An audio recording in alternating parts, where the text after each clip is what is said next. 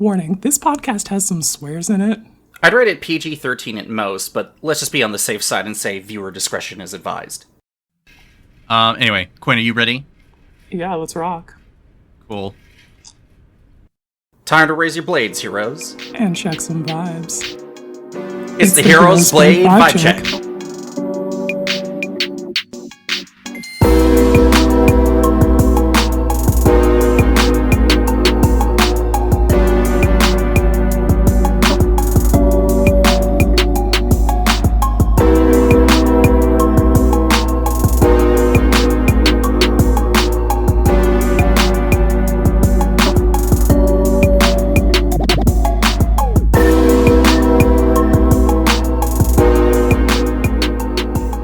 Power of the internet. It's time for the Heroes Blade Vibe Check radio show. I'm your host, Johnny Mardu. What's going on, everyone? I'm joined by DJ Space Girl. What's good? Oh, wow, we're doing it live. This is really weird. Yeah, we're really out here. Oh, shit, dude. Wow. Yeah, we're a little fancy. We got audio overlay. Like, we got the audio bars. Brandon, help. Oh, we're double audio. Oh, no. Brandon!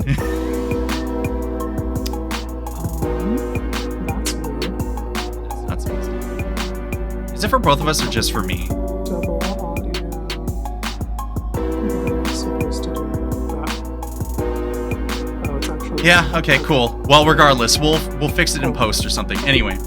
No, we gotta fix Brandon thing. Brandon's perfect and fixed everything. Thank you. Fantastic. All right. So hey, this is really interesting because we only just did an episode earlier this week. It already just came out on Thursday. The difference is we are under a time constraint. We got only 2 hours, which, like, whatever, we can fill it up, no big deal. We got we absolutely can, and my notes that I have here will scare the hoes.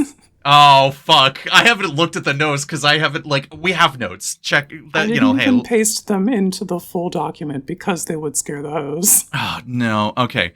So let's go. Can you cut it down to 2 hours? Yeah, exactly. Okay. So here's my Vibe Check Live. One of the things that we're doing here is that for some people, this is their, more or less their first exposure to us. Some people know who we are.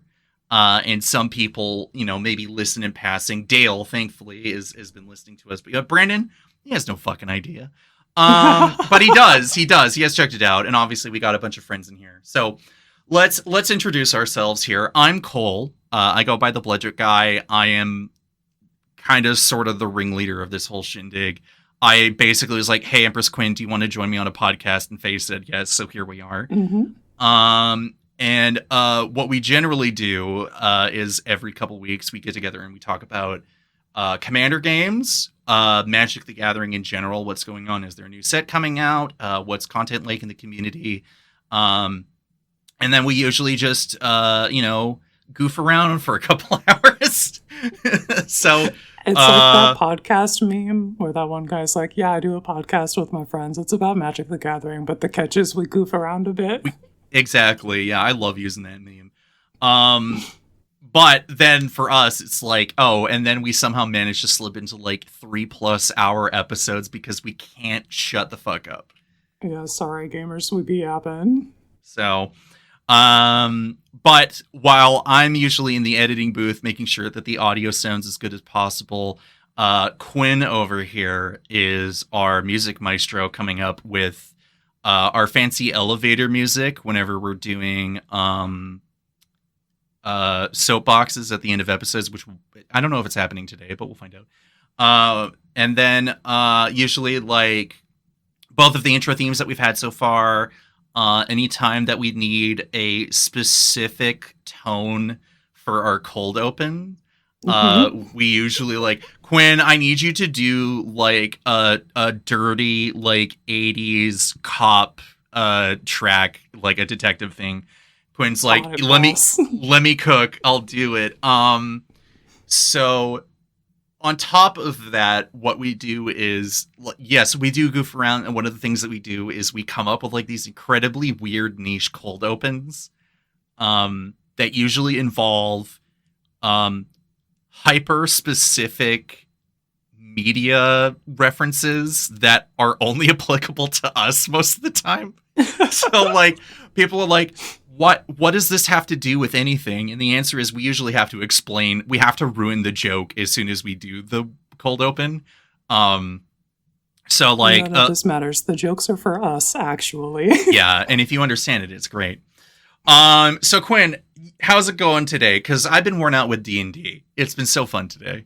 Yeah, you've been traipsing all over the fucking I don't actually know what the like country of Dungeons and Dragons is, but you went to And we were on the Sword Coast, you know. We were on the Sword Coast. Wow. Yeah. Yeah. As for me, big chillin'. I have been writing a page of, well, it's more than a page. I've been writing notes that would scare those, and I've been playing Final Fantasy. Final Fantasy IV has captured my attention again, so that's what we're doing lately. Yeah. Well, this is good, because I definitely dropped off that game super fucking hard. I finished Devil May Cry 4. That's the other thing. Yeah, you did. Oh, I love how it's like, listen, we got a week left. We record the episode. You're nearly done the game. And I'm like, Quinn, I need you to do your homework, and I need it on my desk. And you're just like, well, I guess so. And usually you have a couple weeks to do it. But then now it's like, oh, you only have like 2 or 3 super action-packed levels to get through. I think you can do it before Saturday. You were so fucking pressed in the last couple of days. Like, hey, so podcast coming up tomorrow. You think you can finish the mission 20 by then? Yeah, I'm just like, Quinn, I know. Okay. So another running bit is I give Quinn the biggest like roast you've ever seen, where I'm like, you can't finish video games, you know? And you're just like, well, it's true, I can't. And I'm like, can you finish this video game for me? And you're just like, yeah, I can finish a video game for you. And I'm like, okay, good. So you did it. You finished not only Devil May Cry 5, but you went back and finished 4. So yeah, I got enough of Devil May Cry 5 that I wanted to go back. Oh, are we muted now? Why can't we be heard? Oh, what happened? Brandon. What is this guy doing? We are muted. Yeah. Okay. Are we back on? Are we back, and are we doubled, or is it just us?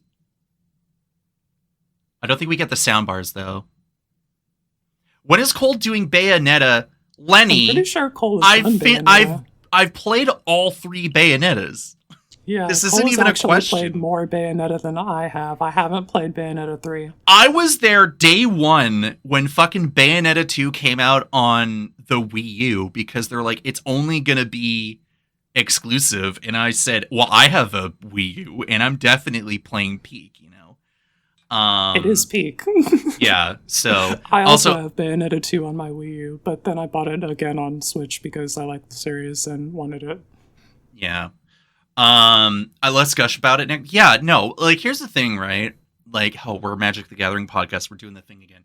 Video games is obviously very, very informative for a lot of us, right? And Bayonetta, like, Devil May Cry was my action game thing growing up, because like I couldn't get it, but then Bayonetta came along, and then I learned that Hideki Kamiya was the creative behind it, because when he left Capcom and he only did DMC 1, I'm like, well, obviously if he did that and he kickstarted the whole thing, I got to get into it. So Bayonetta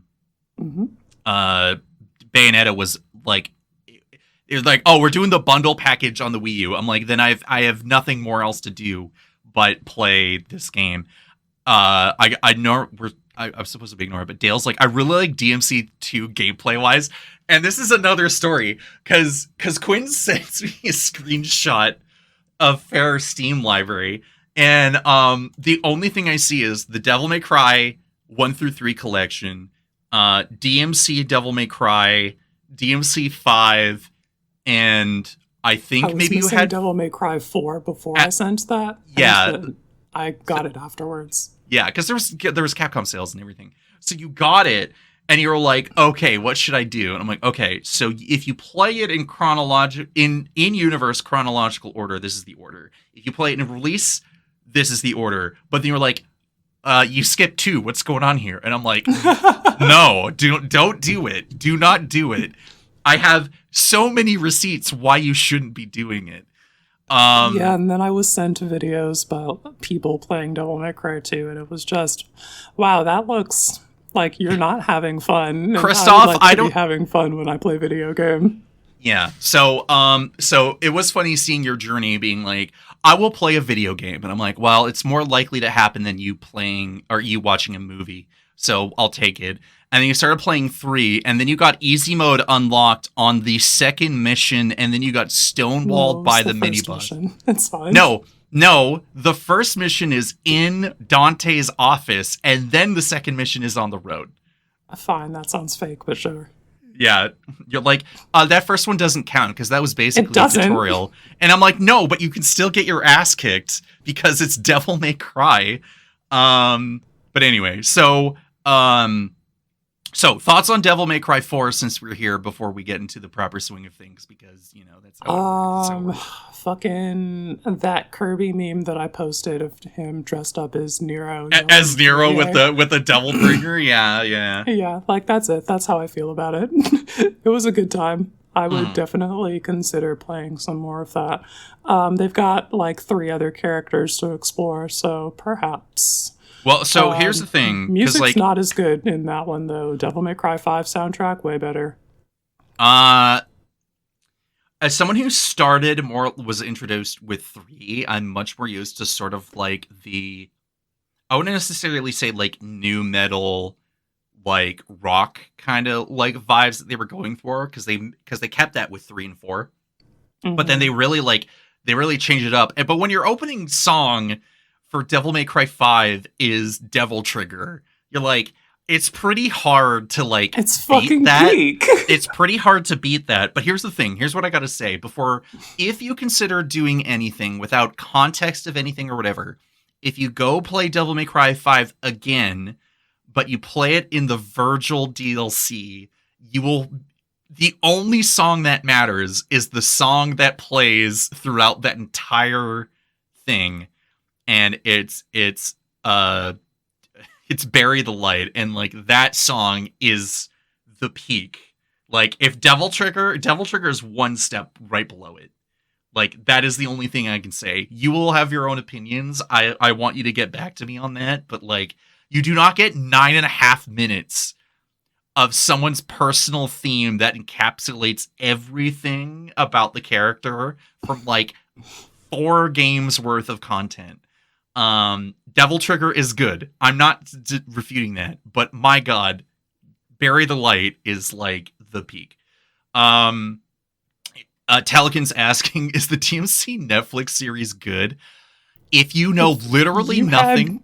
Conflicting points of view on that, where if you don't know Devil May Cry, then it's good. But if you like and care about Devil May Cry's canon, and that is not following it is a slap in the face. However, it is like, it wasn't half bad. Like, I enjoyed it for what it was, but it really did end with Americans blowing up demons to the tune of American Idiot. So I don't know what you want to make of that.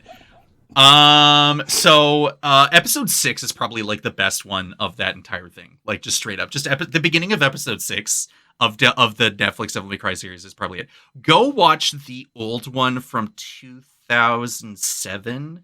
It's like an episodic, like kind of not like slice of life thing, but it is like in Devil May Cry lore and continuity. The intro was Limp Bizkit. No, you're not wrong. You're not wrong. Like I'm not going to refute that. That is true. Anyway, that is we're in a crunch. That was the 15-minute intro. We're going to talk about not magic. All right, let's fucking buckle DJ Space Girl. It's time to go for our next thing where we talk about the vibe checks. Yeah, the vibe checks. So this is where we see if a commander passes the vibe check, and what that means is usually pretty vague and nebulous, and as sort of implied by the title, very vibes based. And yeah, there's the fucking blade itself, the Hero's Blade, that 2-mana equipment artifact. Equipped creature gets +3/+2, and whenever a legendary creature enters the battlefield, you may attach that to it. It's also got equip 4, but if you're doing your job right, you never have to pay that. Right, yeah. So we're in a game that we're in a format that cares about legendary creatures. And obviously, which every set that's coming out has legendary creatures in it. So you always have to be asking, is Hero's Blade worth a slot in the grand scheme of like Commander, right? And we get it. Everyone plays differently. Not everyone wants to be playing mids, as we lovingly refer it to. Yeah, we so affectionately refer to it. But if your commander can hold it for free, is it worth a slot, and is it worth you paying 2 mana for it, right? So let's start off with the two of them that you put on this list. It's pretty easy to just pop through them here, I think. All right, so I got Ashnod the Uncaring and Diodrine Synthesis Amalgam. Let's look at Ashnod first. I'm gonna push this button here. I kind of wish we did have an image thing to like show off, but like we don't have time for that. It doesn't matter. Yeah, we really don't. Yeah, anyway, listen, so open up Ashnod Scryfall. You can figure it out. She's 2, a blue, a black, and a red for a legendary creature, Human Artificer, a 1/4 with Death Touch. And whenever you activate an ability of an artifact or a creature that isn't a mana ability, if one or more permanents were sacrificed to activate it, you may copy that ability. You may choose new targets for the copy. I am tentatively yes on this because it is an artifact-based deck. I think having the blade as just like here's an artifact has something to it. It's also a 1/4 with Death Touch, which is pretty, like, this is getting in for damage usually. And if I put the blade on that, then we can make that really fucking hurt. At the same time, this is not a combat deck. No, that's the thing, right? We coming into this podcast and having this whole thing, back when I was doing Uncommon Commander by myself, and I would sometimes like try to start asking people the question of like, does your commander care about this fucking card? And the first time I mentioned it to Jim LePage, he's just like, what is this? Like, I don't know what it is, right? And that's the thing.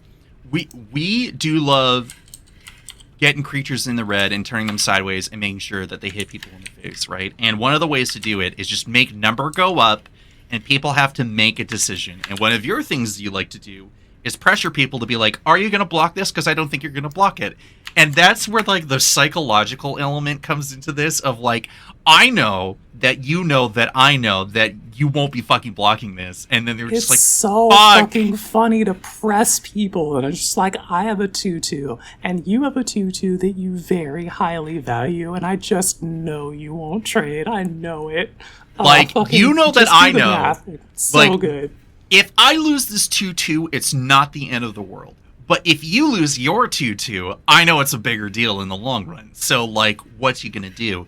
And most of the time, those people are like, yeah, I'm gonna like take 2. And you're like, all right, cool. That's what I. You're not blocking with Sithis Harvest Hand. Like, it's just no. You oh, your draw engine? Like, no way. It's not gonna happen.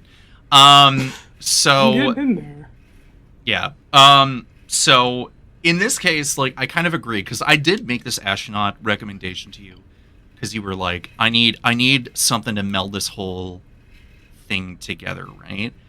And you did have that mono black astronaut together, and then you like shifted gears because I think you just literally just put in Sephiroth in the command zone, and I was just like, yeah, okay. I did just put Sephiroth in the command zone, and it made it instantly like a better deck, so I was just like, all right, well, message received. Yeah. As much as I personally really want to justify putting really mid or even like less than mid legends in the command zone, because I'm like, there's value in that. The unfortunate thing is that mono black Ashnod really fucking sucks. Like, really bad. It's not that she's really bad, it's just that she's extremely mid. And instead of wanting very asterisk card advantage, or not card advantage, but like mana advantage in the command zone, I would rather have the card advantage that Sephiroth offers. Yeah, and the reality is that like they really fucking pushed that Seph. Like, yeah, he's to a a fucking ridiculous busted degree. mythic. He's Genova's favorite son, and they absolutely gave him the juice. It's not just Genova's favorite son. He's literally everyone's favorite son. Like, this is the. I think it's so funny to call him Genova's favorite son as if she's a person that actually gives any fucks. Yeah, Benji, I see you. Don't worry. Ashnod fucking rips, Benji. You are correct, and I am but in this so case, pleased in to this see case, you carrying the torch in my stead. But you the were experience that I am looking for is improved by just putting Sephiroth in the command zone. And then of course we're getting to this different Ashnod where I'm like, look, you're looking for a Grixis Mean Girls commander. We got to put the Grixis Mean Girl in it. You know? Yeah, she's the Grixis mean girl. That's like, I deserve it, frankly. So we move on from one, you move on from one to the other. So, like, I totally get that. That makes sense. Yeah. So that out of the way, we got my weird, funky tree, Diadrine Synthesis Amalgam. Okay, so I'm going to hold out this card. Here we go. You just have that too? I put it in Fellothar because I had it in Fellothar when Edge of Eternities was released. And then I'm like, oh, I could put more Edge of Eternities cards in you man over here, like, I have a proximate collection of many things. What can I say, Anyway. I'm a content creator and I like buying singles. I don't know. Diadrine Synthesis Amalgam, a legendary artifact creature construct with Trample, a 0/1, for X, a green and a white, and it enters the battlefield with a number of +1/+1 counters equal to the amount of mana spent to cast it. And whenever you attack, you may remove a +1/+1 counter from each of up to 2 creatures you control. If you do, draw a card and create a 2/2 colorless robot artifact creature token. I think getting the fucking blade on a creature with trample fucking rips. You're making a base 3/3, enters with 2 counters baseline, making it a 5/5, and then I don't know, you're probably playing a +1 counter strategy and you start taking counters. I sure fucking hope you are. Yeah, like I don't know what you're doing with your life. do. Yeah, so the answer is yes, absolutely. That card is just fucking nuts. Grows and scales in a regular commander game. Yeah, I with think commander that tags, templating is especially good in Commander because you do just get the the Commander tax also includes, like, it contributes to the amount of +1/+1 counters that you get. I think that's important. Put in an Opal Palace and you just start doubling down on the counters and stuff, and like it adds up. It adds up pretty damn quick. Mm-hmm. Hard yes, I agree with that. So on the short notice, I decided to ask the hosts of MTG Lexicon for their commanders. The list is pretty all over the place, but we got some people here. So we're going to start off with Lenny's Urza Gumball Machine, aka Urza, what is it, High Lord? Lord High Artificer. Yeah. Do we I want think to. That guy passes the vibe check. I think that guy passes the vibe check. It's really free okay. Like okay. Well, okay. Yeah. No. You're right on that. Like that's the thing I was thinking. I'm like, okay, so becomes a 4/6, and you can use it as a mana rock, but like. What else are you going to be using him for outside of making a bunch of Urzatrons and turning them sideways, right? Exactly. Like, what else is this wizard doing? You're blinking him too, probably, if you really want to make a bunch more constructs or Karnstructs. So the auto-equip tech on that is like, it feels easy. If you're playing an Urza that smokes mids, that's a shoe-in. I don't know. Lenny, can you put that in your gumball machine? Let us know. But other than that, like, fucking too expensive. Honestly, I'd believe it for sure. Like, yeah, we're driving up the stonks on Hero's Blade. It's 26 cents. It's over budget. It's too much. So you had some here that You kind of gave me like a non-answer, but you did, because you're like, oh, so my Owling, because I asked people for their signature decks. That's what I was doing. I was like, okay, so Lenny's was Urza, and yours was. I understand that it would be in this context. Yeah, so I know. My bad for giving you a non-answer, but I can. No, that's not a non. Whatever the recent set mechanic deck is. No, but it wasn't necessarily a non-answer, because the purpose isn't just to keep saying yes, obviously. You offer more no options by me being like, I have to show up and at least say that yes. Just, I don't know why. But anyway, so you were talking about, okay, your signature deck is Owling Mine. And you said that the commanders depended on the trajectory of the moon and the sun. So we have Ludovic partnered with Vile Smasher or Tevish Zot, depending on the occasion.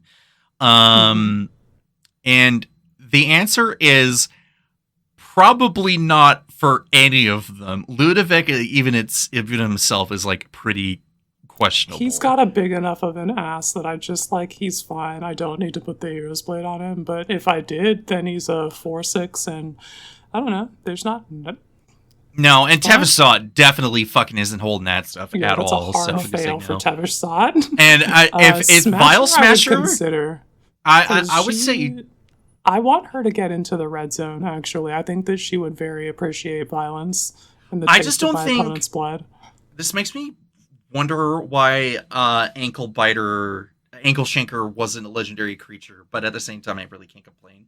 But I just think that like that particular version of Vile Smasher like isn't actually worth the investment. Like that thing is literally, her job is to just sit there and just shoot people in the face for obscene amounts of damage, you know? Mm-hmm. So I would say no across the board in this, just for the sake of saying it. The next one we got here is Dale's Ukima and Kazur partners with decks. The commander. I say that's a hard yes on Ukima, dude. Just that's Ukima straight up. Damage when Ukima leaves the battlefield, and when you bring her back to the battlefield, snaps right back on. Yeah. That's perfect. Windmill slam. Just so good. Kazur, I don't even know what that card does, because I'm pretty sure 90% of the time the only thing that matters is Ukima. And I know more people. Seen Dale cast that. I know more people who literally just run Ukima as the commander. That's it. Like that. There's nothing else needed, you know? I play that, like, both of them in the 99 of my Sultai Cypher deck, specifically so that I have a guaranteed, like, 2 copies of Ukima. Yeah, jeez. Okay, yeah. So then we got Matt Sigarda, host of Herons. Obviously, fucking duh.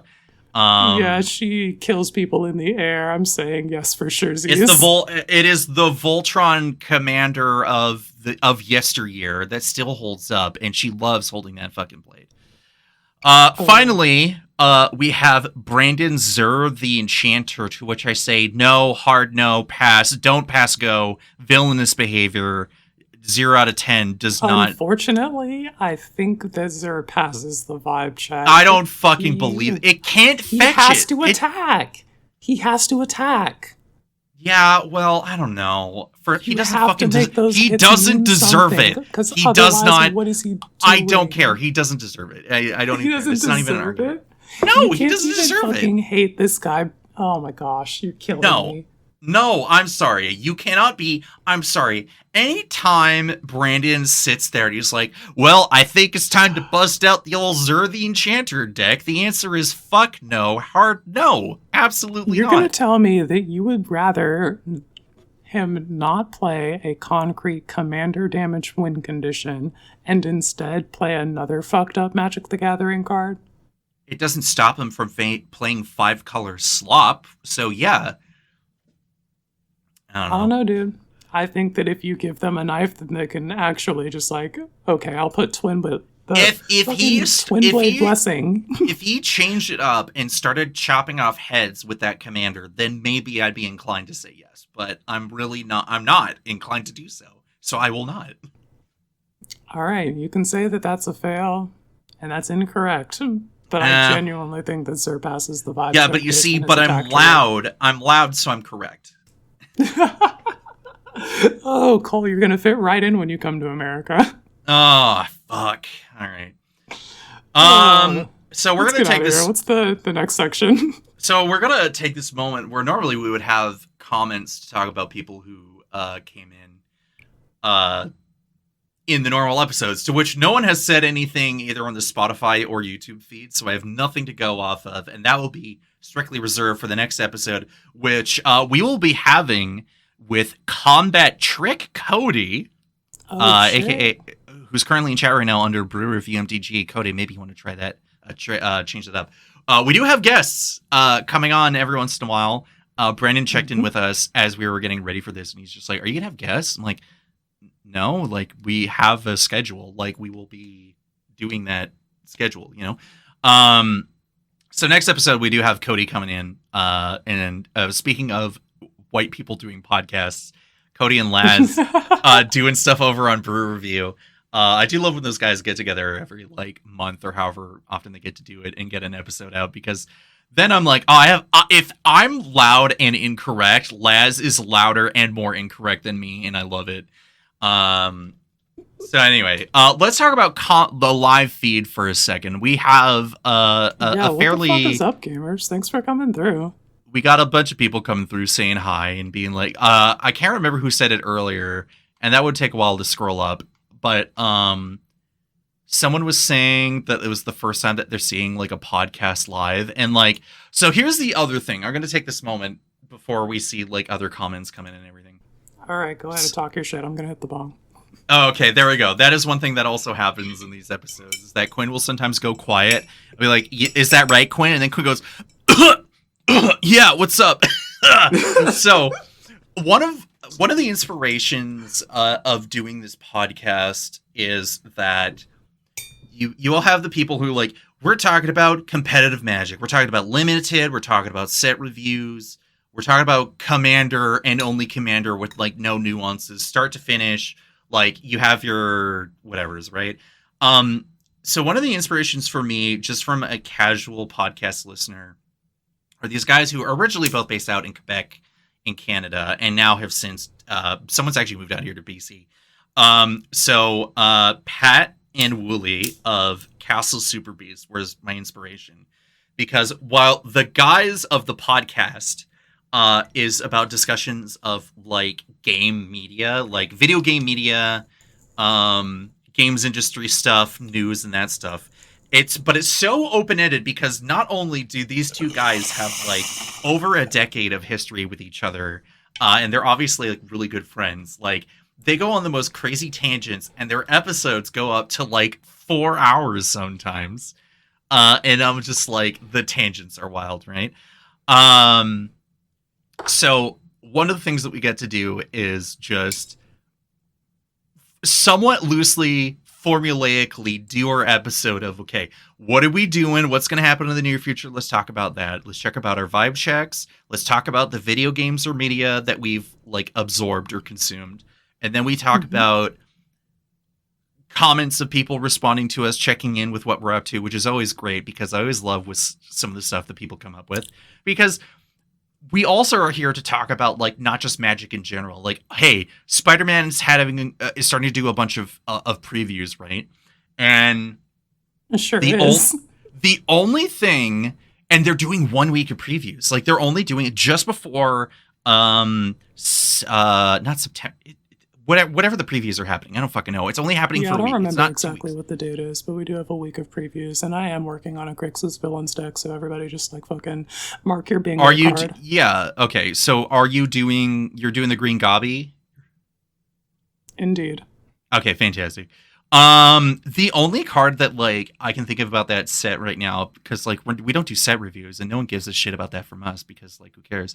But the Daily Bugle land that gives target legendary creature menace. That land is so fucking funny, dude. Oh, he's a menace. I want pictures of Spider-Man. I want him strung up by his webs. Like, just you fucking suspect target creature. You give it menace with J. Jonah Jameson. With J. Jonah Jameson targeting something and suspecting it, right? Like, it's so funny. For those who are like not in the know, right? Like Spider-Man's coming out. There's a lot of stuff coming, like there's some stuff coming back. Oh, but since we're here talking about comments, so P1st is asking, do we know what Mayhem is? So I'm pretty sure if like the card is discarded, you can cast it from the graveyard for its Mayhem cost, but you could only do it that turn per the actual like timing restrictions of casting the spell. I think the specific rules text is you may cast this card for its Mayhem cost if you have discarded it this turn. Yeah, so like, I don't know. That could be pretty good depending on what else they show. It also that has reminds you about timing restrictions because you do still have to observe those. It very much feels like a different form of madness for like 2025, and they want slightly less complication because you can be tricksy with madness and break timing restrictions. And Mayhem is like, nah, let's not have that. Like we can do some fun stuff, but the sorcerer's the bar of entry, obey timing restrictions. Bar of entry is way lower for sure. So, with that being said, for a lot of the complaints that a lot of people have about Magic sets right now, and obviously a lot of those complaints are pretty valid, especially with Universes Beyond, I really do have to say, as familiar as a lot of these properties are for a lot of people, like Final Fantasy was obscene. Spider-Man is going to be equally as obscene depending on how invested you are in it. No, yeah, like, whatever. Like, I don't remember any old Spider-Man runs, because my only exposure was the early cartoon of Spider-Man, then the 90s run, the live-action movies, and I'm trying to think about, like, any other, like, Spider-Man media that I absorbed as a child, which is, like, the early 3D animated one that looked really bad. Like, it was just not good. But, like, my knowledge... some Spider-Man live action movies, but I haven't read Quinn, you have to watch both Spider-Verse movies back to back. I don't know how you're going to do it. I am actually going to take care of that. Okay, good, because like we can't be having all these Across the Spider-Verse characters showing up and you not understanding, regardless if they're referencing the movies or just because of it's one thing after another, right? Like one thing feeds into another. We're currently in a post-MCU era of superhero movies, and the most popular Spider-Man media recently by far is the Spider-Verse movies. Like they're really well animated. All the voice actors, regardless of how long they were actually in the booth, were not phoning it in. And then that becomes the driving force for a lot of the additional media and comic books that we're seeing. So them showing up in the Spider-Man set, Miguel O'Hara, and Miles Morales and Gwen Stacy as Spider-Gwen or Ghost Spider or whatever, like that's not so surprising. But now it's like you have to watch the movies so you could be like, oh, that's the Magic the Gathering character in that animated movie. Yes, I will be pointing at the screen along with the Magic the Gathering cards like, oh, there's my Blorbo from the Wizard Squares. Exactly. So, at the moment, I don't have... Like, I'm not super duper... Spider-Man. Oh, jeez. No. Oh, no. I hope Spider-Man cards actually have an impact, unlike the Final Fantasy cards that didn't have an impact except for the literal one burn spell in the finals.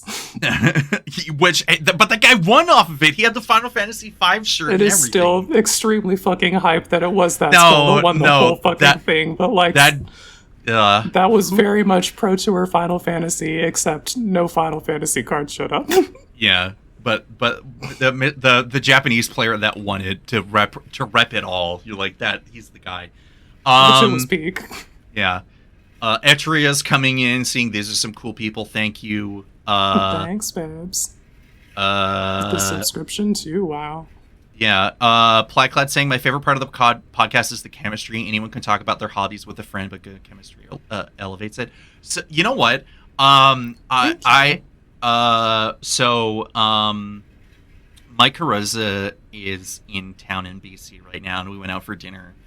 And this felt really good, because we were chatting about content creation, despite the fact we're with our partners, and thankfully they had their conversations. And I unfortunately can't help but talk shop. I kind of blew Mike off a bit. I didn't mean to. I accidentally like double booked myself, and I was like, "Fuck, I got to make this up to him." So we're like, "Cool." We had bomb ass Korean barbecue, all you can eat dinner, and then we just like, chatted for like the next hour about whatever, right? And he's just like, "Look, Cole, the reason I listen to your guys' podcasts is because you two got something that other podcasts don't," and he's just like, it's about the charisma, you know? And Benji, don't fucking do it. Don't do it. Okay, Benji's like, plan a podcast, acquire a host with whom I share zero chemistry, and produce the most awkward podcast ever. No, do not do this. Great plan. Get back to me. in 2 weeks on the desk. So, okay. So, as part of this whole thing, right, we along with Lenny are also Patreon fans of the Legendary Creature podcast, and that is a Discord that is full of personality and history among a community of people that are like, oh man, like I don't know if I want to jump into the seat in the recording booth and start, right? And that's the thing. I for years I was constantly like, how do I do content creation? Because like I was always so enraptured with people doing YouTube stuff, and I was like, oh well, if I get a microphone, I can just do YouTube stuff. But like even back like over a decade ago, like even or more, like 15 years ago, going through like high school and everything, it's like that's a huge thing to jump into with no prior experience, and there's a lot of learning that you need to do to video editing and audio editing and all this other stuff. And then there's like 5 different jobs in a trench coat. And it really is. And not even getting into what it's like now to do this type of stuff, because like even doing this podcast, like yes, it's still that. our chat, like, you know, like this is great because this is a combination of a lot of things. Like this is us, like this is you and me with the Here's My 5 Check, like, hey, we're doing it live, right? But then there's also a community of people that is part of MTG Lexicon that are here seeing this for the first time, or is adjacent or whatever, right? But like that requires effort and investment and time. And for the longest time, up until like I was an adult, I say an adult, but like until I was like 25 or something, I was like, what am I going to do with adult money? And so it's like, you know, doing a podcast or doing YouTube content or any type of things when it involves like writing or just any type of, call it content creation, call it art, whatever your personal distinction is on it. It requires a lot of effort on your part, and the real thing that you got to think about is like, what are you getting out of it? And we're not earning money in this. I don't intend to earn money from doing this, unless it's like, I guess, really good money, and then like and be like, cool, I can finally pay Quinn for all of your time, right? But like the reality is, because of what I'm doing and what we're doing, and the point of it is it's supposed to be sort of a branching off of a pre-existing hobby, and we only get to do this a couple times a week traditionally. So like outside of gaming with each other, it's like, cool. Our thing is we get together a couple weeks, and then on a random Tuesday or Wednesday night before I release an episode out on Thursday, I'm in the zone editing it, right? But the reality is, I've been doing this. I've been doing podcasting period for nearly 5. I want to say it's almost coming up 5 years. I think it's 4 or 5 years or whatever. But like the thing is, to anyone that's like, I want to do it, just do it, right? Because a lot of the people who are in here, like in chat right now, everyone's been doing something some way, right? And whether that's because we got Cranky in here as an example, the Legendary Creature podcast puts out a form during set reviews, and what those set reviews are peer-reviewed things from among the Legendary Creature podcast community. Be like, review this card and let me know why you think this card is good, right?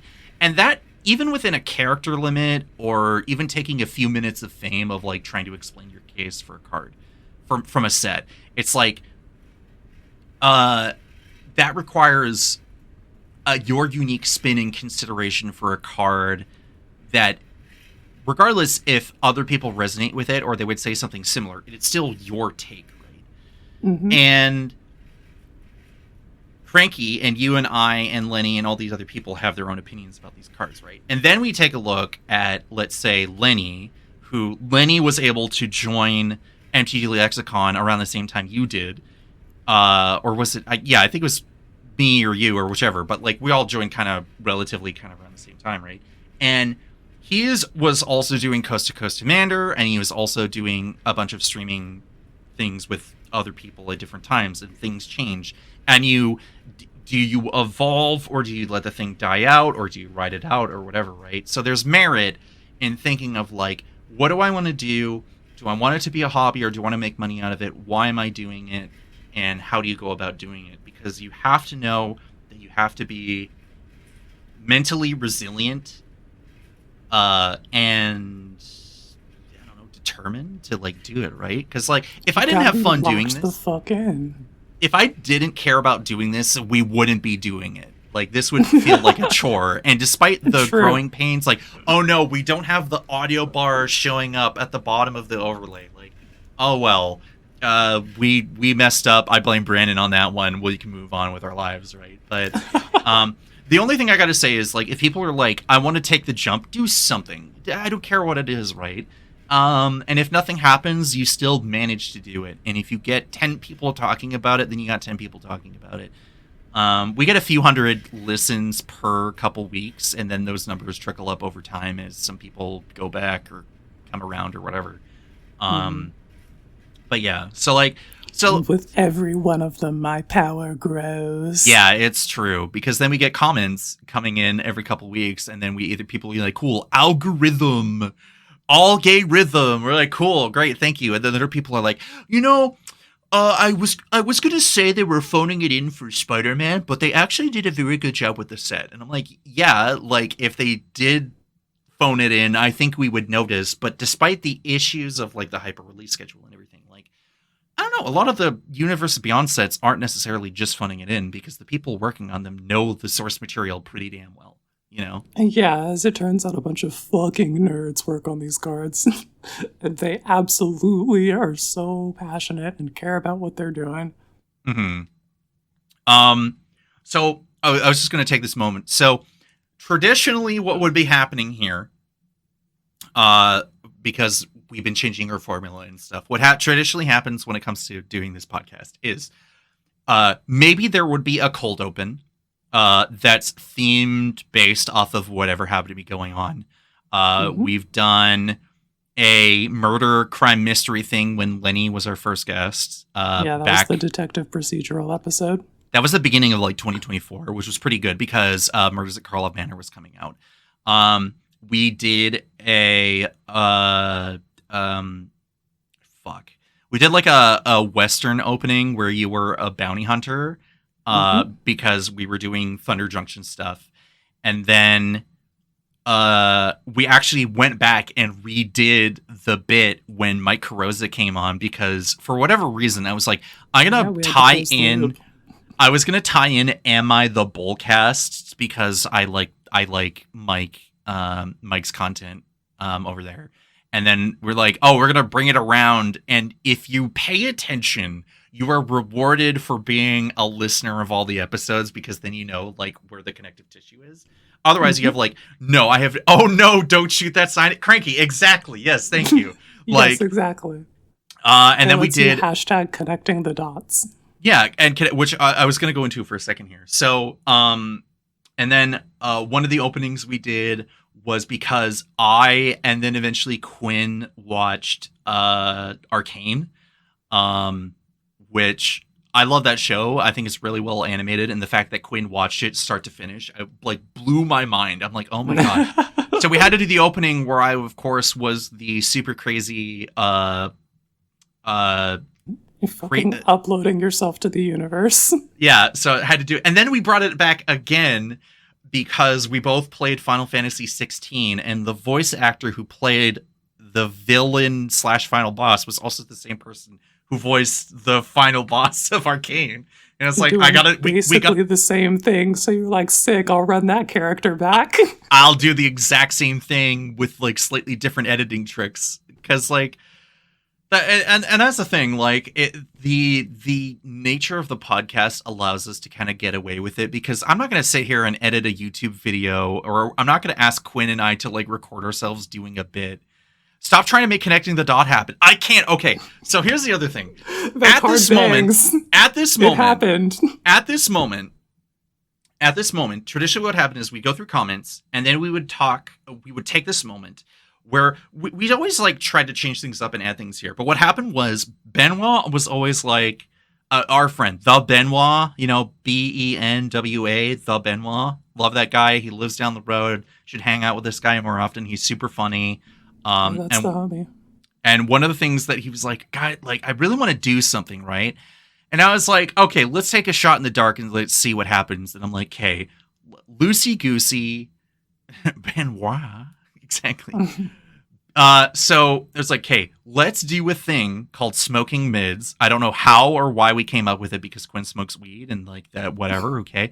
But the goal was that Benoit and Quinn would do a podcast within a podcast, and they would talk about the most middling performing Magic the Gathering cards that you could add to a commander deck, because you wanted to power yourself down or change things up for a commander deck or whatever, because you wanted to enjoy what you were playing. And one of the things you can do is just don't play the staples and do something that's strictly worse.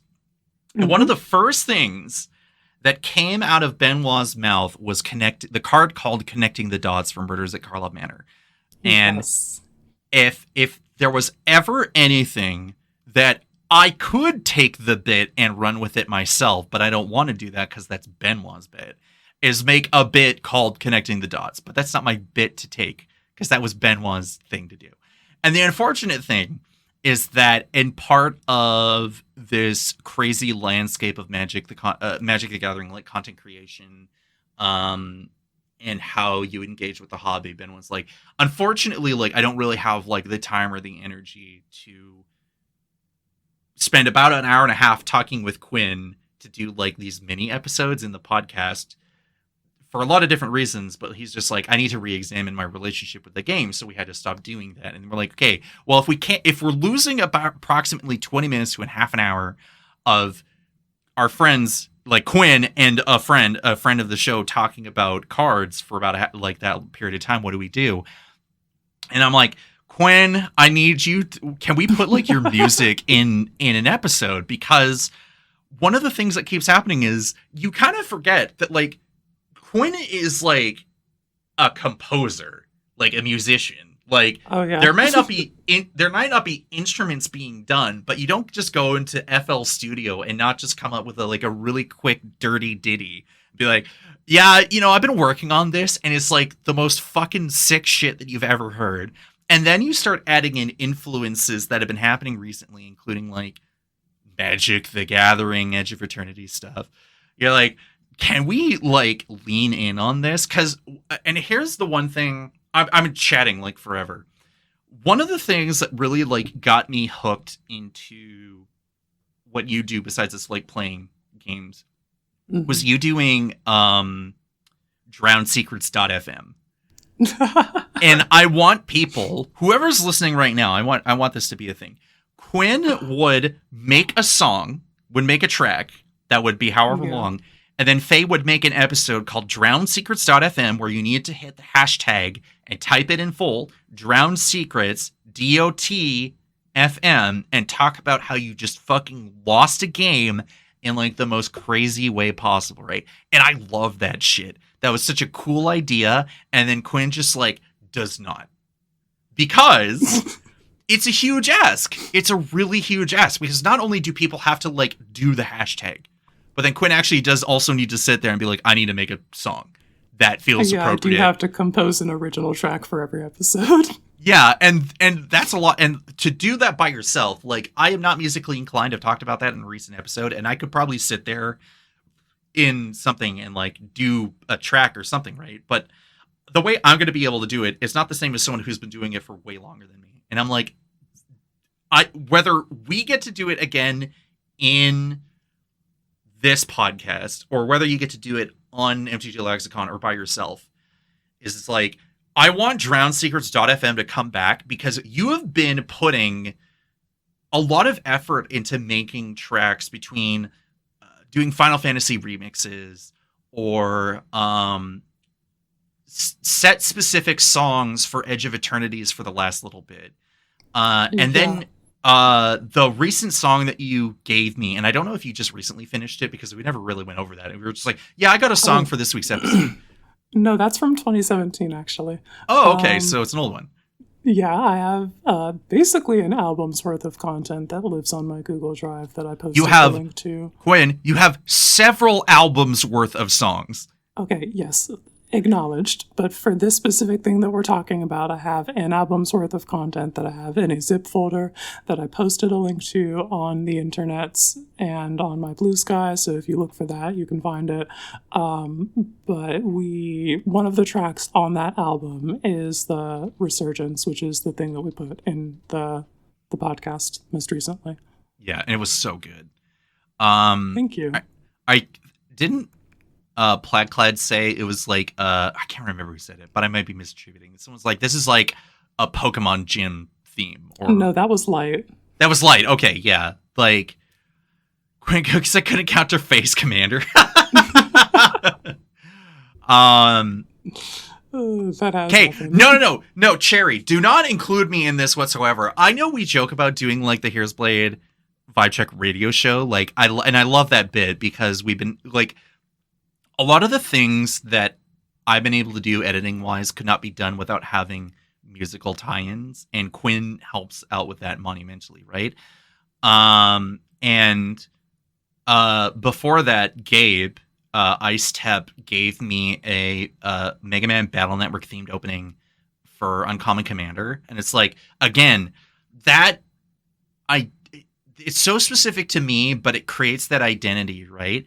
And when we shifted gears to like that new opening that we did starting, I can't remember when we started doing it, but you gave it to me. And like, again, it is truly a vibe, right? And it was so relaxing, and like the editing magic was being like, let's do the radio scratch, start the regular intro, radio scratch, let's do the new intro, get right into it. It's really cool. It makes it really fun for me to like sit down on those like Wednesday or Tuesday nights, right? Like this whole thing, DrownedSecrets.fm or not, could not be happening if you weren't in the booth fucking just shredding it up in the lab, coming with like sick new beats. Oh, thank you. I appreciate that. And to the gamers who hope that DJ Space Girl stays forever, it will, because that's a thing that's been a character that I've had in my mind for quite some time. Johnny Mardu related to Johnny Mardu is a recent creation, let me tell you. But DJ Space Girl is forever. Okay, so I think on my Twitter, even actually, I have an extremely old video from the POV of DJ Space Girl. Yeah, like that's the thing, right? Like I've been wanting to do content creation forever, and I've been doing it for like 4 or 5 years now. And like, but the way I'm doing it now is like way different than whatever I would have thought doing it as a kid. Like it's just so night and day. And tying it to Magic, like, is just like one thing. But yeah, it's just DJ Space Girl. Like the fact that you've had that in the back of your brain like forever, and then Edge of Eternities comes out, and you're like, "Yo, DJ Space Girl, whoa, well, that's perfect. It's perfect." So yeah, I have to take this moment before we shift gears here, because now we got another hour to go.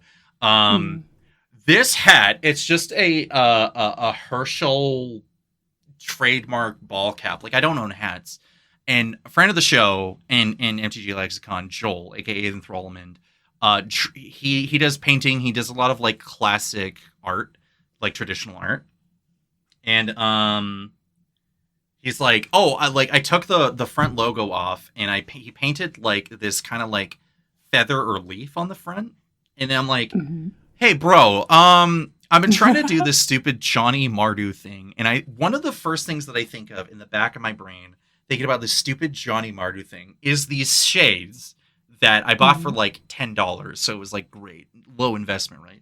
But then I'm like, can you draw me the Mardu wings on the back of this, right? And we weren't the color. I was hoping I would get gray so we could put the black on it, but like it's this like dark navy blue, and he put the black on it, and he's like, well, I don't know if it'll show up, and I'm like, can you put white around it, and can I get it before the stream starts so I can show up like this? And sure enough, the man came in clutch. Like he's just like, no problem, dude. So I got this hat that I'm gonna keep around. Not putting effort into Johnny Mardu. Puts into talking about not putting effort into Johnny Mardu is keeping me out, Lamau.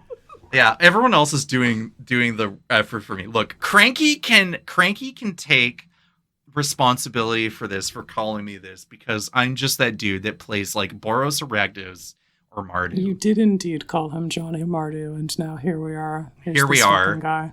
The ego is through the roof, right? And anyway, first of all, Benji, this hat cost me way too much fucking money, but I sure do hope I get to keep it for a long time because I kind of dig it.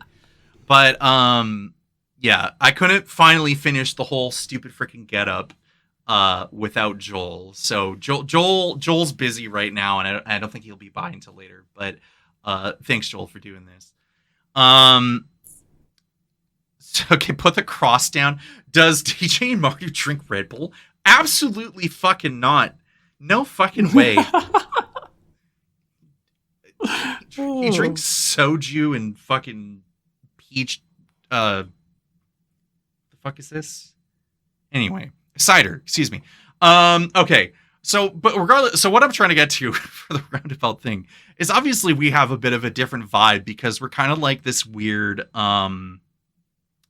mishmash of like we're just shooting the shit for like 2 or 3 hours, and then we also happen to talk about Magic the Gathering. But the point I'm trying to say here, before we go into the rest of the meat and potatoes of the episode, is that we couldn't be doing these things unless we had not only each other, but other people coming in to contribute, including like our guests and the people commenting, and even watching this and listening to it right now. It keeps things fun and fresh, and we make sure that we come back with a radio show every couple weeks to keep you engaged and not bored to death. Because if we did set reviews, I'd be out the door today. Like it would just not be fucking happening. You don't pay me enough money. Yeah. You do not pay me enough money. Okay. So we've had a lot of rambling moments as my beloved do. Certified yapper. It's certified to the other part. Cool. We are now going to be talking about decks and games that we've had recently, which is part of the thing where it's like, hey, we play Commander a lot. Some do. People more than others. Quinn, you have some decks that you want to be talking about here, way more than I do, because it's only been like 5 days since we recorded last. So what do you got within the last few days that you want to talk about? Okay, so I am gonna just grab this, hit the copy, and paste that in there. No! What? No. I'm seeing like Quentin. Okay, hold on. Okay, whoa. This isn't that bad. This isn't bad. Okay. This is just one commander. Oh, no! They're all like this. That's why it's 3 pages. I told you my notes would scare the host. So we have no soapbox today is what you're telling me. Yeah, that's what I'm telling you. That's fine. We don't need it. We have good time filled. Okay. So I want to talk first about Keza, Augur of Agonies, and this is an Esper Dragons Reanimator deck. Okay, so this is a squid commander. Octopus, actually. Oh, okay, excuse me. A legendary creature, Octopus Advisor, for 1 and white, blue, black. Whenever you draw a card, target opponent loses 1 life and you gain 1 life. A shout out to the homie Fitz, who refers to this as his vanity card. The man fucking loves drawing cards, and this is a commander that fucking loves drawing cards. They were a match made in heaven. I'm using this as an Esper Dragons Reanimator commander because to start, I wanted to make the Dragonstorm cards, the enchantments from Tarkir Dragonstorm, you know the ones. I wanted to make those good in Esper, and that's a little tough for me without the green ramp if you're not relying on artifacts. And I didn't really want do rely have to on artifacts. Yeah. So enter Dragon Reanimator. I put a bunch of... Well, before we even get to that, this deck started as a fucking Tormod and Benedicta Harmon deck because I was like... What's the actual commander? Thank you very much. Fucking Ishai. You can't just be throwing that name out. You're like, yes, I can. You know, Benedicta Harmon. Benedicta Harmon from Final Fantasy 16. Duh. She was only in there for 10 minutes, Quinn. It's fine. Yeah, she showed up, served, redacted, and died. Anyway. Oh God, it's so true though. Really, no kidding. We didn't know you long enough, Benedicta. God damn. Yeah. So yeah, we started with Tormod and a blue-white commander because I wanted to focus on if I'm playing Reanimator, I've got creatures leaving my graveyard. Tormod will see that. Will be force multiplying, making zombies. Actually, as it turns out, it's you kind of just have to spend too much mana to get that effect, and I wanted to play something different. So we played Keza because we realized that we actually drew enough cards that it would function better with her. So we put her in the zone. And other construction elements, we got fucking looters, we got discard payoffs, we got the Dragonstorm enchantments, we got dragons, we got reanimates. You got 3 Ojutais? I think I at least have 1 Ojutai and maybe 2. I'm shaking my head. Well, okay, I can't say 3 because that would be incorrect. But yeah. You have to put both. The thing about this is I am building it on MTGO, so it is limited somewhat by the collection that I have there, and I don't have every card that says Ojutai on it, so I can't just drag and drop. But I can do what I can with the stuff that I have.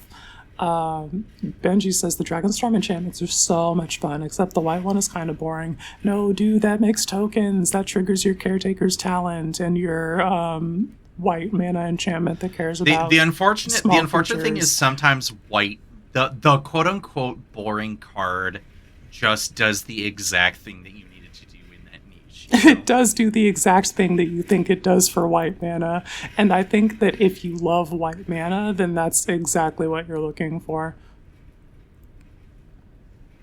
Are we Dreams of the Deading? We are not, because I don't have one of those there, but that is a very weird card and fun. Let's read that for the gamers who aren't 50 bajillion years old.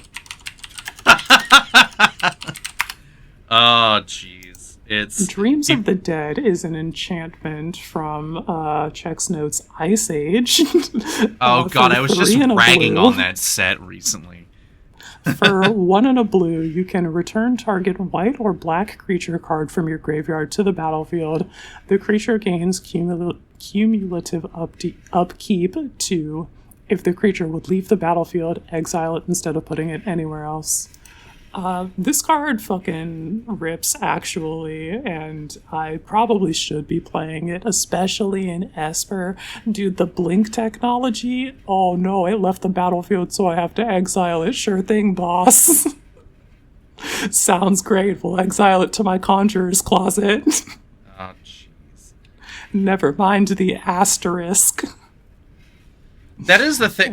You know what? As much as I rag on, old cards and how they interact with new stuff and everything, it's but if it fucking works, it fucking does the job. I'll just complain about it the whole fucking time. I guess you're allowed to do that. All right, so we can talk a little bit more about the specifics of these sections in the deck. My discard payoffs, I have Cryptcaller Chariot and Monument to Endurance. I think there's some more cards that I can probably be playing, but these are the best ones in my library that actually meant something that said whenever you discard a card. So these are the ones that we're on. My looter technology is pretty strong. We've got the new Emmet Selk from Final Fantasy, the one that turns into Hades with the Yogg's Will on the back. The flip one, yeah. I got to see I actually flipped him once. It was Yogg's Will. Oh, yeah. You're like, oh, wait, this guy does Yogg's Will? Say no more. Oh, shit, he did the thing? That's crazy. I've got Ninja's Blades in here is also part of my looting package. I So think that good. one's pretty impactful because if I connect, I draw and discard. And I finally just slotted that into Radin Hagadoon. Yeah, it feels so good to discard your dragon. I'm waiting. I'm Elbrus the Binding Blade. That's what I'm waiting on. Oh, hell yeah, dude. Yeah, You're just like, I'm Edge from Final Fantasy, and I'm going to throw Kotetsu at you. If I'm playing Esper, if I'm not being an edgelord, what the fuck is the point? You know? It's so good. Dude, I just met Edge. He's so funny. Oh, what a guy. Anyway, let's not get distracted by Final Fantasy video game again. My dragon package, my really big ones are Hoarding Broodlord, Summon Bahamut, and Ojutai. We also have Silumgar, the Drifting Death, who does the board wipe whenever dragons attack. It's pretty rude, but it's a thing that I've got. And then Summon Bahamut, just the fact that it's a dragon works so well for this, and it's also just a big fuck off guy. I was just going to be like, why is that in the... It's a dragon. Never mind, I take it back. Yeah. I'll let you get away with this. Reanimation target. What do you want from me? Yeah, no, for sure. A looter that's also a reanimation card is Obsessive Stitcher. I think that one's really cool for this. It's really good. Yeah, I think. Oh God, what core set was that? That was like Core 20 or something like that. Yeah, like I saw it. It was like, yeah, that shit. Are you fucking kidding me? It does it all. It does exactly what you need, you know? Yes, Plaidclad. Bahamut is enchantment creature saga dragon. That... Just in case you needed to find it with Tiamat or whatever. You do realize Brandon is still here, right? Like, we can't have him knowing about this. He's not playing Summon Bahamut. He's fine. He's too busy worrying about his dragons and their safety with Rith instead of getting something that wins the game instead. You know how it is. I don't know about that, but... I've got the reanimation package. In my first time playing this deck, drew so many cards and discarded so many dragons and didn't see a single fucking reanimate spell. And so I go back and check my deck list. I'm like, did I put my reanimates in this deck? And I've got 10 of these bitches. So and you just where the saw fuck zero were they? of them? Yeah, no. It was such a frustrating experience to just be like, where?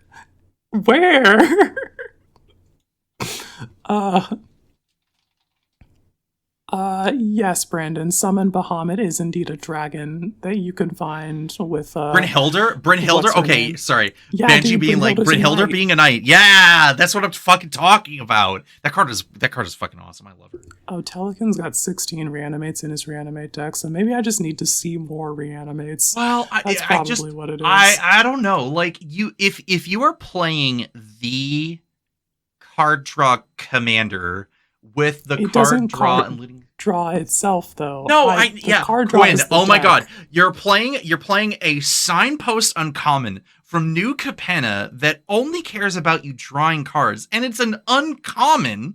Of course it doesn't have all that tech tacked up on top of it. What I'm trying to say is like, what is it like? It's gonna get into like Fitz. It's like, well, I gotta make sure as shit that I'm drawing a bunch of cards. So like, why aren't you drawing a bunch of cards, Quinn? Where's your Ristic Study? I hate that card. Sorry. Yeah, that card fucking sucks. I hate it too. Congratulations. We can agree on this. And this is a bracket 2 deck. I don't super want to play Game Changers. Yeah, no, I understand for sure. It's an MTGO bracket 2 though, so I get to, you get to be a little sweatier out there. Yeah. But I think, I don't know, like, I think, I just feel as if the thing is just the current sequencing of things hasn't made you see all those reanimation pieces yet. And I think it's just, you just need that bit of time or that bit of tweaking, whether that means whatever card you bump up. I don't know. It depends, but yeah, it's entirely possible that it's just variants, and also I could just add the other, like, necromancy, Dance of the Dead, reanimate proper, like the sorcery. There's steps that I can take to mitigate the experience that I'm having. Mm-hmm. Yeah. So we're going to do that, I think, because this deck touches a lot of cards, and as we've always said, drawing cards is the most fun a gamer can have without, well, you know how the rest of that goes. At this point, anyway. You should. Do you want to talk about a deck now? Yeah, we can take this moment, because let's be honest here. Edge of Eternities is a good set, but it's not my favorite set of the year. I really do have to say Tarkir Dragonstorm is still pretty up there. So I'm going to take this moment to talk about Chico Paragon of the Way. And I did not type anything in the document because it's about vibes, you know? That's what we're... Hell yeah, dude. What you got for me? But let's go take a look, because I was like, all right, let's take a look at the spreadsheet. I got to play it with my buddies Amron, Dan, and Mike earlier this week, and I didn't put it on the doc for last episode. Gets a drink with Felithar and cries together. I should probably be talking about Felithar, but like, okay, maybe I'll talk about that too. But let's talk about Chico Paragon all the way, because they managed to capture the original block super duper well. And one of the things, as much as I decried it recently about talking about like 3 color pairs and how easy it is to make a deck, and how Jund is basically Simic. Yeah, I've said that Jund is basically Simic. They just go about it. And then you got the fucking Venom revealed, and you were like, vindicated. This fucking, he's doing reverse. I don't know how to describe it. The only thing the first Simic. It's just, I'm just like, I don't fucking know. Whatever. Fucking Venom. God damn it. Whatever. So Chico Paragon of the Way was one of those cards that came out from Tarkir Dragonstorm because Jeskai is one of those color combinations that has always kind of like fascinated me. Could it increase the sensitivity? Sure, yeah. I can increase or decrease G3. That's kind of the... Let me fiddle with that real quick before we continue here. It didn't pick up any of that last little bit. Oh, so how does this sound now in comparison? No, oh no, sorry. How does this sound in comparison? I'm just checking. Before I continue, you know what? The audio version of this will sound way better because we're recording it. So 3 color combinations are always so like contentious to me, because on the one hand, it's so easy to get everything you want out of a particular strategy if you have the 3 colors available. But when I think about color combinations that like really grind my gears and I can just never quite get because I can't lean into it the way I want to lean into it. If I make a Mardu deck, I can make a fucking Mardu deck, and that Mardu deck is going to do the exact thing that I want it to do, regardless of the flavor or the commander or whatever, right? Of course it is Johnny Mardu. Johnny Mardu. Hey, I took the costume off, but it's still here. But Bant and Jeskai were always the ones that were like really iffy for me. And Bant, like, I'm looking at 2 Bant decks on my shelf right now. I'm going to be taking those apart. What I'm going to do, you can't take the costume off. I'm going to be talking about Jeskai, and I got to keep the costume on. Fine, I'll put the costume back on. So I'm like, okay. You can't take the fucking Mardu out of the Outrider boy. Yeah, exactly. So Tarkir Dragonstorm comes out, and it's wedge colors. So I'm like, okay. Sultai, been there, done that. It's boring as shit. I don't give a fuck what they're doing. It's nothing new. And sure enough, they show off Taval on both versions, and I'm like, great, it's fucking Taval. Like, I don't give a fuck. It doesn't matter. I don't care. We've been there, done that. Mardu comes out, I fall back in love all over again. And Yeah, I should probably actually sit down. Spirit Dragon. Like, I should probably sit down and try to play Zergo in some capacity, but let's be real here. It's all about Nerif, Heart of the Storm dealing double damage. It's fucking awesome. I love that card.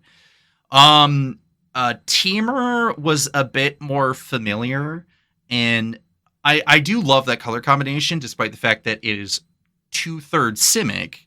The difference is you add red into the mix, and then it's all fine and dandy. But, like, I've had a Yusova Dragonclaw deck for years, and I play that deck a particular way, and it's whatever. But, and then we get to Abzan and Jeskai. And Abzan and Jeskai, like, I don't know where to put them on the tier list of, like, what's my tolerance for it. Because we'll talk about Felifar for a second here. I put together Servandem the Lucent because everyone was getting all hyped up about Sunstar Exemplar, or whatever that particular version was.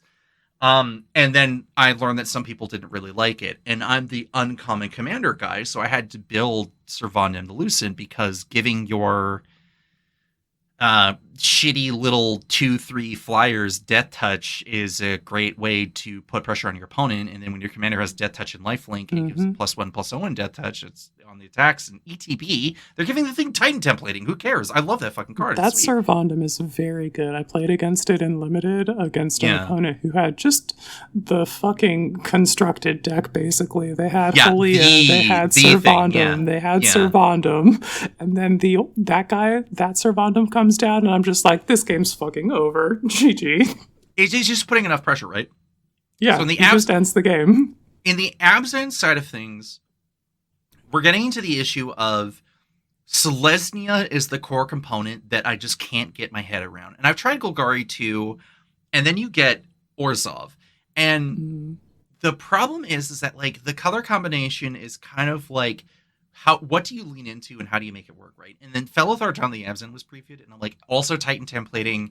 I can get behind that. I can make it work. It's simple. You put some counters on all your stuff on the attack or when she ETBs and you're good to go, right? And that's fine.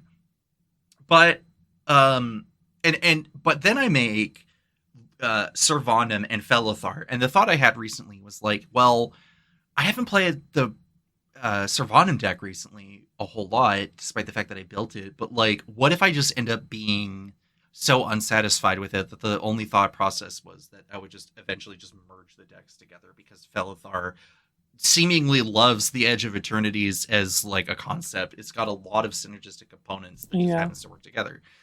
So that's still on the shelf or whatever. But then we get to Jeskai, and, like, Jeskai has this kind of push and pull opposite issue of with me and Bant, right? Bant is control color, which hey, Cole plays control, whatever. But, like, there's just something. It's like, oh, Simic in white. I'm like, that's the most boring thing in the fucking world.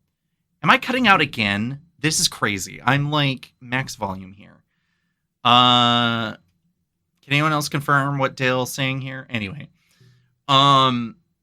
so the push and pull of, like, shit.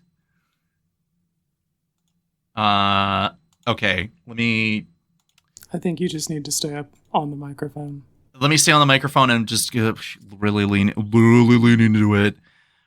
Lean back. Okay, sure. I will lean into it, and we'll see what happens here. So, Bant is, yes, the control color is the flicker color. You play Simic ramp with white, so you probably have some of the best removal, right? And, like, whatever. Yes. But, like, that is so fucking boring. I have never been able to play a Bant deck that I actually liked, even when I started playing Commander back in, like, 2012. And my favorite color combos at the time was Simic and Selesnya. Like, it should have been a no-brainer. Fuck Miss Bumbleflower, Benji. Get that shit out of here. I'm not talking about that card. Oh, no, not the Bant hostility. I will... No, that is the antithesis of what I'm talking about, because that's also not only boring, but it's also fucking painful to play against. No, I'm not talking about her. So Bant's having its issue, but now I'm going to Jeskai, and this is where Chico Paragon... I'm trying to ramp up to Chico Paragon on the way here. Let me talk about that. So... Jeskai has the issue of being Bant, of being Boros with blue. And you would think, well, Cole's a control player and also loves Boros, so what's the fucking issue here? And the issue is we get to the like, what is the existing pool of Jeskai commanders on top of what they do, right? And so it's like, okay, so we look at Lord of the Rings, and we got Éowyn as one of the commanders, and what other, the fucking mouse from Bloomborough precons. Arthur. Arthur. Thank you. And it's just like, you would think that the existence of red with Azorius or whatever would like make it work, because I think Temur Simic with red is like that, but like with Jeskai, it's not. I don't know what's going on here. And I did try Zergo and Ojutai at one point because I wanted to do a Dragon Typal deck, and that was like okay. But it was so like slow and clunky, and maybe I couldn't have been leaning into it harder. And that's the thing.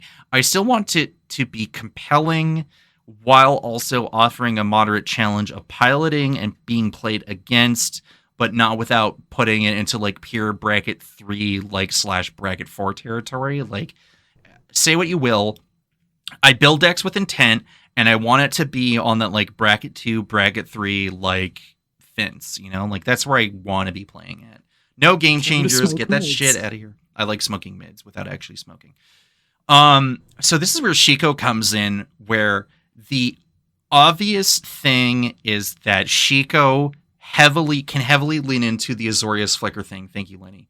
Hot take, Jeskai is for Azorius mages who need red mana to close games. The answer is yes. That is the thing that I'm missing. And most of them do.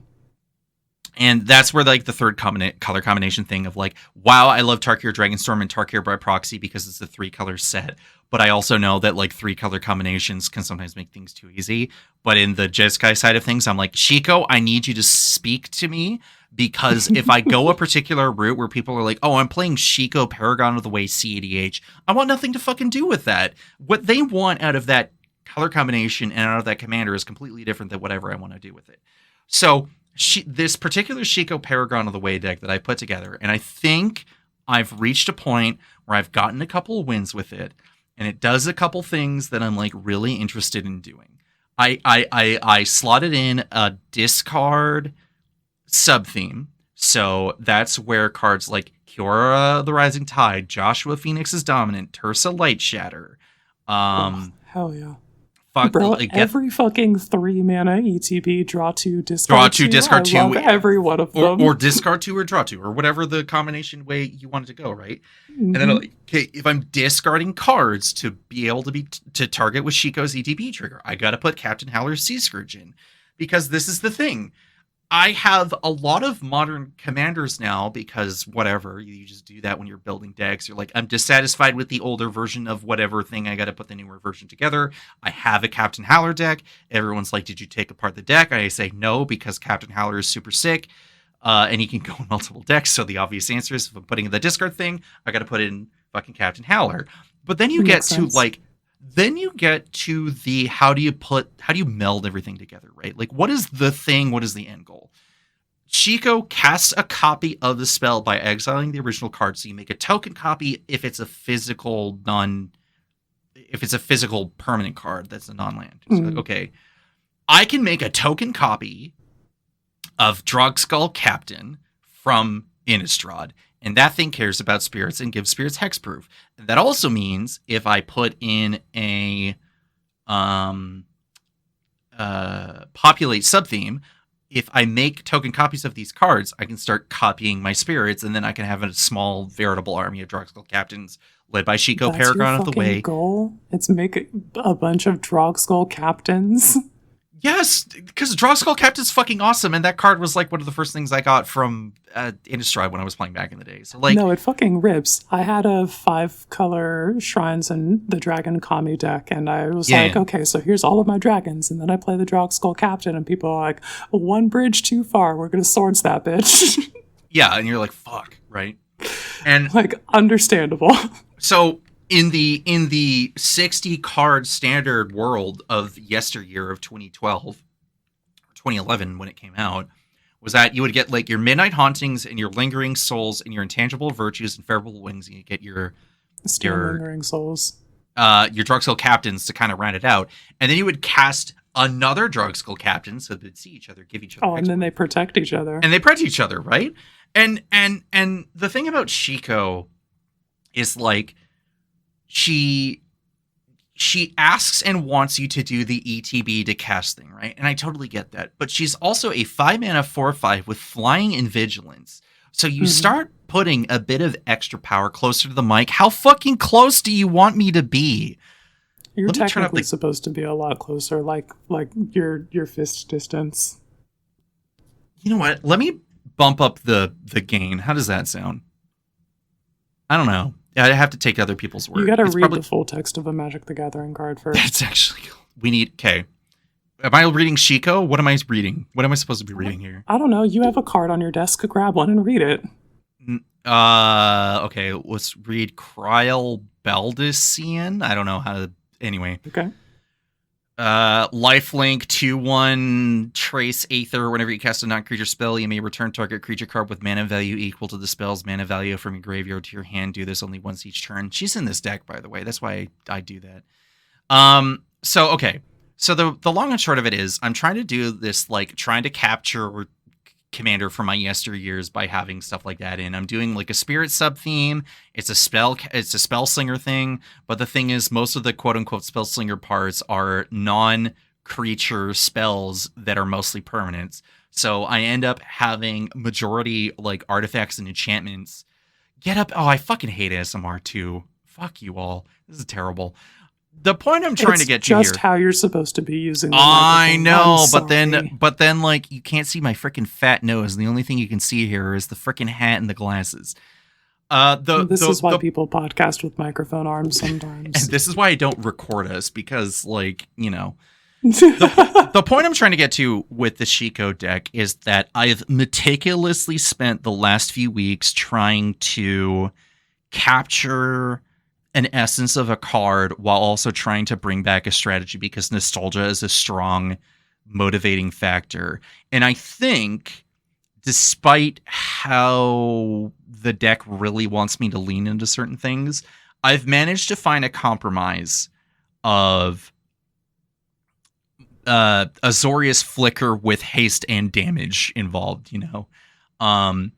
Jeskai Ascendancy is a fucked up Magic the Gathering card. This thing is also the engine that allows me to punch you in the face with a 10-11 Shiko and then do it again the next turn, and that maybe make her 11. I don't know. Like, I've been able to scare the shit out of people with like commander damage.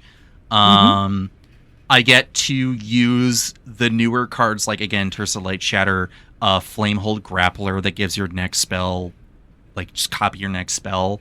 And then the 1 in a million shot of getting New Way Forward to redirect damage to someone's face and drawing you a bunch of cards. I get to put a Kaikar in the deck, and that isn't the one that makes... it's not the one that makes Experience that allows you to sacrifice them for fucking red mana, because that one's a fucking annoying card. But I put in the busted Jeskai one, it's the busted blue-white one. Yeah, exactly. So I get to put that one in. I get to put in Quintorius Field Historian. So it's kind of this deck that's like, I want something out of it, and in order for me to get something out of it, I have to put in every card in this color combination to make it work. And the only really make it or break it thing that makes this thing work is me and my deck building strategy. And I think for the time being, until someone ruins my world, I think I've managed to find a good compromise of all those things. And the Shiko deck is kind of the best exercise that I've had recently in the last few months. Because, like, I can put together a Nair of Heart of the Storm deck, and that thing is going to sing, and I'm going to love it. I have Megatron. I have Francisco and Bruce Tarl. Like, those decks are going to do the things that I want them to do, right? It's in a color combination I love. Johnny Mardu, but I think I've managed to kind of like make that compromise into Jeskai color combination that I'm normally not that big of a fan of. And I think it's also something that's enjoyable for other people, mostly because they have to engage with it knowing that it's me being the pilot, but also knowing that I'm not going to lean super heavily in what Chico traditionally asks players that are way more combo inclined than me. So I don't know. Mm-hmm. Chico Paragon of the Way. That is a cool fucking card. I've had a lot of fun with this deck. That's what I'm trying to say. Confirmed for a cool fucking card. I've been punched out for commander damage by that card, so it's onside beef. That's true. Yeah, that is true, isn't it? Mm-hmm. I recently got On Wings of Gold to lean into the token sub-theme now. I think that's a really good ad in that deck. It's so good. I was like, why didn't I do this before? I can't bring it back with Chico. I don't give a shit. I think the card's fucking Doesn't awesome. matter. Nope, not at all. Some So cards Chico. cook so hot with your deck that it's fine that they don't synergize with literally every portion of it. Mm-hmm. Anyway, I think that was like kind of the big... I managed to somehow tie Felithar and Chico into the same thing. So I think I've yapped on top of my actual usual apping. We have Hell yeah. approximately Really 25 shit. minutes. Go for it. All right. I got one last deck for us then. Okay. Oh, it's not the Dydrine Synthesis Amalgam one? No, it's not Diadrine.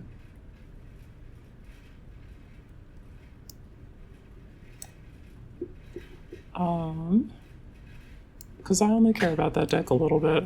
Oh, okay, fair enough. You get a little bit more emotional tie-in to this one. Yeah, basically. I actually give a fuck about Grixis.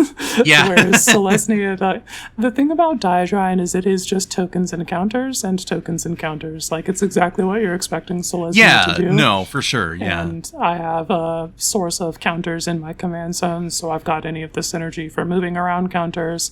I've got hardened scales. I've got every Congratulations, with an you've additional made counter. a +1 counter deck. Yeah, dude, it's a fucking Selesnya deck. It's exactly what you expect it to be. Yeah, no, it's yeah. So as hype as I am about that Selesnya robot, because I do think as a 99 component, the thing's super cool. Let's talk about DJ Grixis Mean Girls, or however you want to spin this. All right, so, DJ Space Grixis? I don't know. Let's workshop it. I wanted to experiment with the card Weapons Manufacturing from Edge of Eternity, and I wanted to play that in Grixis, because that's the color combination that I find home. So, enter me looking on the internet for a fucking card to play this deck with. I posted on the internet about it, and Cole came through with a sweet recommendation. How about another Ashnod? And no, hang on, there's something here. He was cooking with that recommendation. Hell yeah. So sometimes I'm right. Yeah, sometimes you're right. So yeah, we took a look. The main things that we wanted to take a look at with this was like Cryogen Relic and its activated ability, and just like cards of that genre. The Melded Moxite from the set as well. The Mephitic Draft from Lost Caverns of Ixalan. Just the 1 to 3 mana artifacts that enter the battlefield and draw a card, and either can be sacrificed for value or have a thing that happens when they are sacrificed or put into a graveyard. It's fake eggs. Is it fake if you're still doing the eggs thing a little bit? Yes, because I don't have any 0 drops. Okay. I hate that version of eggs. Oh no, because that's its potential is just yeah. fucked. So let's take a look at the construction of the deck here. I got Skull Bombs, I got Spell Bombs, I got Clue Stones, I got Lockets, I got Blood Tokens. You fucking These are Clue Stones? Yes, dude, Clue Stones, Christ. okay? I'm playing bad cards because they say draw cards when you sacrifice them, which means Ashnod can fork the ability. Okay. Yeah, no. So it turns out my recommendation was good, and like I'm just a super secret genius or whatever. Yeah. I'm also playing things that require sacrifice. I have Dockside Chef, who I can sacrifice things to draw cards. I have Iara 1 and 2. I'm really excited to play Iara 2 here. She sacrifices artifacts to deal burn damage to my opponents and gain me life. And I can also activate her and transform her into Iara for... I think Widow of the Realm is her front side. Furnace Queen's the other side. There we go. Yeah. And at the beginning of combat on my return up to 1 target artifact or creature card from your graveyard to the battlefield. It gains haste, exile it at the beginning of the next end step.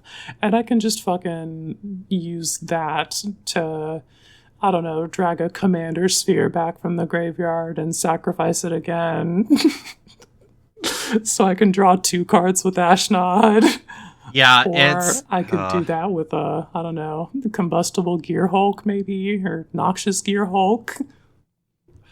Jeez, it is every this deck is like every Artificer deck's dream, but also if you're just like a filthy Gear Hulk lover, like this is the fucking deck. This is how you fucking Gear Hulk, baby. You're like, oh, if you cast a Noxious Gear Hulk on me, this fucking sucks. But if I cast Noxious Gear Hulk on you, it's totally fine. Yes. Everybody likes to be the one casting Noxious Gear Hulk. This is true. So, yeah, we definitely have both of those. I don't have Torrential Gear Hulk in here because I don't have any instants in the deck. If I did, I would absolutely be on that Gear Hulk. I am, however, on the Coalstoke Gear Hulk, so I do have just about all of the Gear Hulks. I'm missing the Blue-Black Gear Hulk. I think I just don't have that on MTGO. What is that? Oil Deep or whatever? Yeah, Oil Deep Gear Hulk. Yeah, but like, but you also have to get like the fucking like anime mech Omoyawo Shinderu. Yes. Like, fuck, just so get the sick. bling. It's so cool. It's so cool. I think that one's expensive because people are playing it in like 60 card or something. I don't know if like expensive on the MTGO paper. meta, that thing should be like less than $5 for sure. It is probably. It goes into the Empress Quinn. All cards should be $5 or less dream, and I'm pretty sure that particular version should be. There are some cards on MTGO, if they are 60 card constructed playable, that are just astronomically fucking expensive. This is the one I'm talking about. This card is Oil Deep Gear Hulk. It is functionally mid. It looks fucking sick. I think people are playing that. No, they're playing it. I'm not refuting that. But what I'm saying is in terms. No, but I'm saying like in terms of like effect, right? Like lifelink ward 1, target player draws and discards a card. Like I don't know, but. Yeah, it sets you up for reanimation, or it disrupts your opponent, or not. Or it's also a large with lifelink that if you play like more than one of them, like 4 of them, in the formats that you're allowed to. Cranky, it's mid but looks Gundam ready. Thank you. That's exactly what I'm talking about. You're so right, bestie. Nazis equals mid. Never in my life. Thank you, Telekin. Oh my god. You know what? My wisdom is wasted on you all. You're just not understanding what it does, and that's fine. Everyone always had like that like that. Anyway, whatever. Let's go on. Let's get back on track. I got some cast triggers, because if I'm going to cast these artifacts, I want to fucking farm value off of them. So I got the Black Mage tech. I have the Black Mage's Rod. I have Kuja. I got Black Waltz 3. Yeah, Black Waltz 3 doing a bunch of work. Yeah, the biggest package of that. We've also got token generation on cast. I have the Sharknadoes 1 and 2. And we also have Tella, who on cast of a non-creature spell is just automatically making me a hero token. And then if I spend more mana on those things, then he makes me more things. I can draw cards and other stuff. Like Tella fucking rips. If you haven't played that, play that. Yeah, no, for sure. Yeah. Other things that we've got. Enters triggers. I gotta take a brief moment for the Gundam Wing talk in the chat where they're like putting on my spaghetti, putting older than Gundam Wing on my resume. I'm 31. What the fuck? That thing came out a year after I was born. Jeez. My knees. My back is hurting. My lower back is hurting right now. So what does that tell you? My hair is so gray right now. My God. We got the ETB burn package. We got the Reckless Fireweaver, the Weftstalker Ardent, the Pact Weftstalker's so good. There's more ETB artifact burn cards. I just don't have them on MTGO. So those are those three. How much is Oh no, that's token. Never mind. Continue. Yeah, there's I think like 2 or 3 others. Maybe just no, I think it's just 2 others. I don't want to think too much about that anymore, though. We've got the value enters. I've got Golbez, who lets me surveil. Worldwalker Helm is just like contributing to artifact volume. It's so good. I make a map token. Map tokens are kind of fucking sick when you sacrifice them and you fucking discover it twice. Quinn, what do I do with the map token ability? What do I do with a map token? I don't know, Quinn. Find yourself. So fucking good. God damn it. I love how hyper-referential we are, and they're just like, the fuck are these people talking about? Anyway, so yeah, Worldwalker Helm from what the fuck set in Thunder Junction? I think that's Big Score, but it is I think it's set on Ixalan, if that makes sense. Yes, I see that for sure. Like it's an artifact from Ixalan. In the vault from the Big Score. Yeah. Anyway, that card basically just like doubles all of my artifacts, which is important for the cards that care about the quantities of artifacts that I have. We also have just like the artifacts themselves. Those will enter the battlefield and generate a bunch of value for me. And then artifact volume payoffs. I got shit like Glint Raker, who actually doesn't quite pay off artifact volume in the same way. It's just what the fuck is what? What is this card? Yes, dude. This is a card that I had never seen before in my fucking life until a couple of days ago. Glint Raker is a 1/3 with flying for 3 and a blue, and it gets +X/+O, where X is the highest mana value among artifacts you control. This card, yeah. Yeah, and whenever it deals combat damage to a player, you may reveal that many cards from the top of your library. Put an artifact card revealed this way into your hand and the rest into your graveyard. So if you're a Scrap Mastery Girly or a Duretti Rocketeer Engineer like I've got in the deck, or Iara like we talked about at the top, all of that fucking works. And yeah, Glint Raker's just like, it's going to show me cards. It's going to beat people to fucking death when I've got my Gear Hulks on the battlefield. I'm into all of that. The other things that we've got for volume payoffs is kind of just Darksteel Juggernaut, who I affectionately refer to as Darksteel Juggs. Should probably find a spot for Nettlecyst or the Tezzeret of Win the Game. You know the one, the 6-mana one. That 6-mana one that, I know exactly which one you're talking about. Yeah, the one that says +up to win the game. Yeah. Yep, exactly. The Darksteel Juggernaut is also in here because it pairs with my guy Golbez Crystal Collector. So at the beginning of my end step, if I control 4 more artifacts, I can return target creature card from my graveyard to my hand. And then if I control 8 or more artifacts, each opponent loses life equal to that card's power. I've got Darksteel Juggs. She's tracking her power the entire time, which I don't know why Darksteel Juggs is fucking taking me out. Like, what? No one has said this before until you. Like, that is not true. People have absolutely been calling Juggernauts big Juggs from the dawn of Juggernauts. That's not true. I don't believe this. I've never heard this before in my life. Well, you're not hanging out with people who refer to that as big Juggs, because I swear to you, Quinn, I have been Juggernauts as big Juggs for years. I have been with a group of people that always laughed about that stupid Selesnya worm that fucking looks like a penis. Like, you were kidding me. I have never in my life have I heard my friends call that thing fucking Darksteel fucking Juggs. You are the only missing out, dude. It's so funny. Jesus Christ. Anyways, Darksteel Juggs.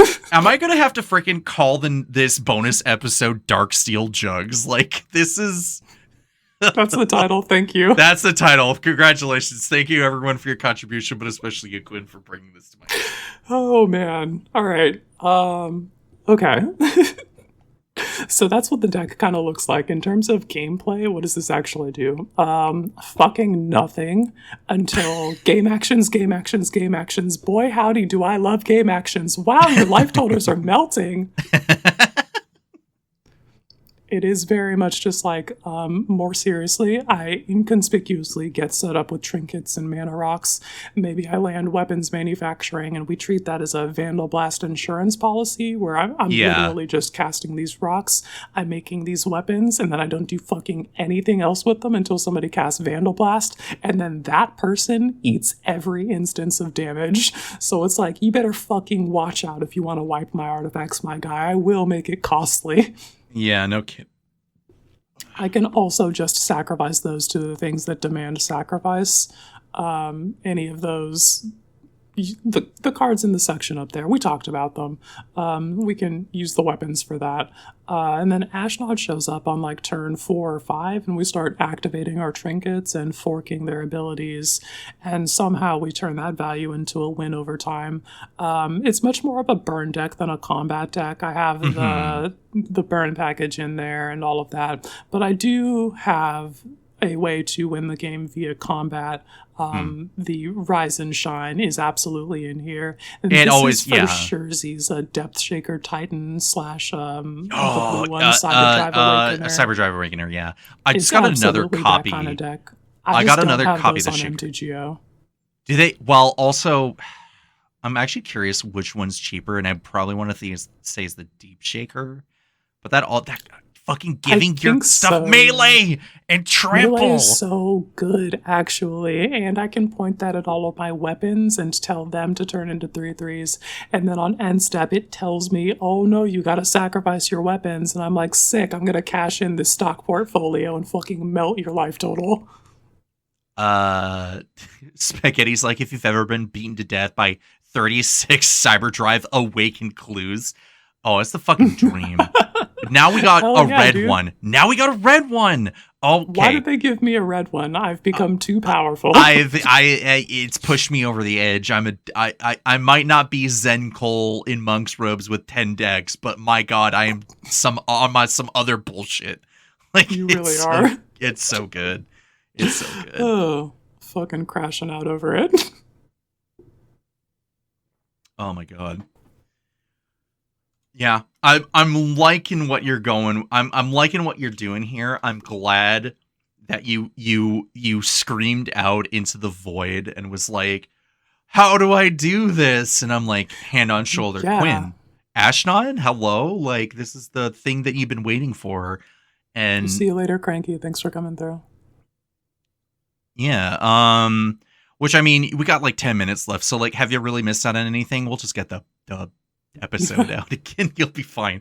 But yeah, like you're doing Grixis Mean Girls, you're doing Artifacts Matter, you're managing to cram in a bunch of, I mean, you could say it's mostly new cards, which it is. I mean, you can see Black Waltz 3, Colstoke, Gearhulk, Golbez, Kranko, Kuja, Duretti, like all these recent versions of cards and characters, like great. But that being said, the new and old cards are granted new life because of this specific niche that you're trying to find, a la weapons manufacturing, which is such a fucking cool card.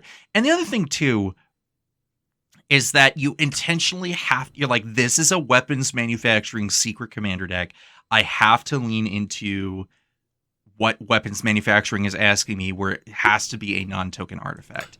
If it just said token artifact, what the fuck are you doing? You can generate a much more diverse stock portfolio. If you have like token options, you can spam all sorts of artifacts.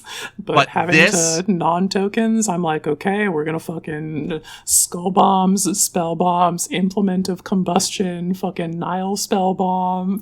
Yeah, like it's good. I'm really liking the angle that you took this. Be super stoked to be sitting across from it. And I feel as if, despite like the quote unquote staples that are showing up like on this list out of necessity more than anything, it's like this is still niche enough to be super cool.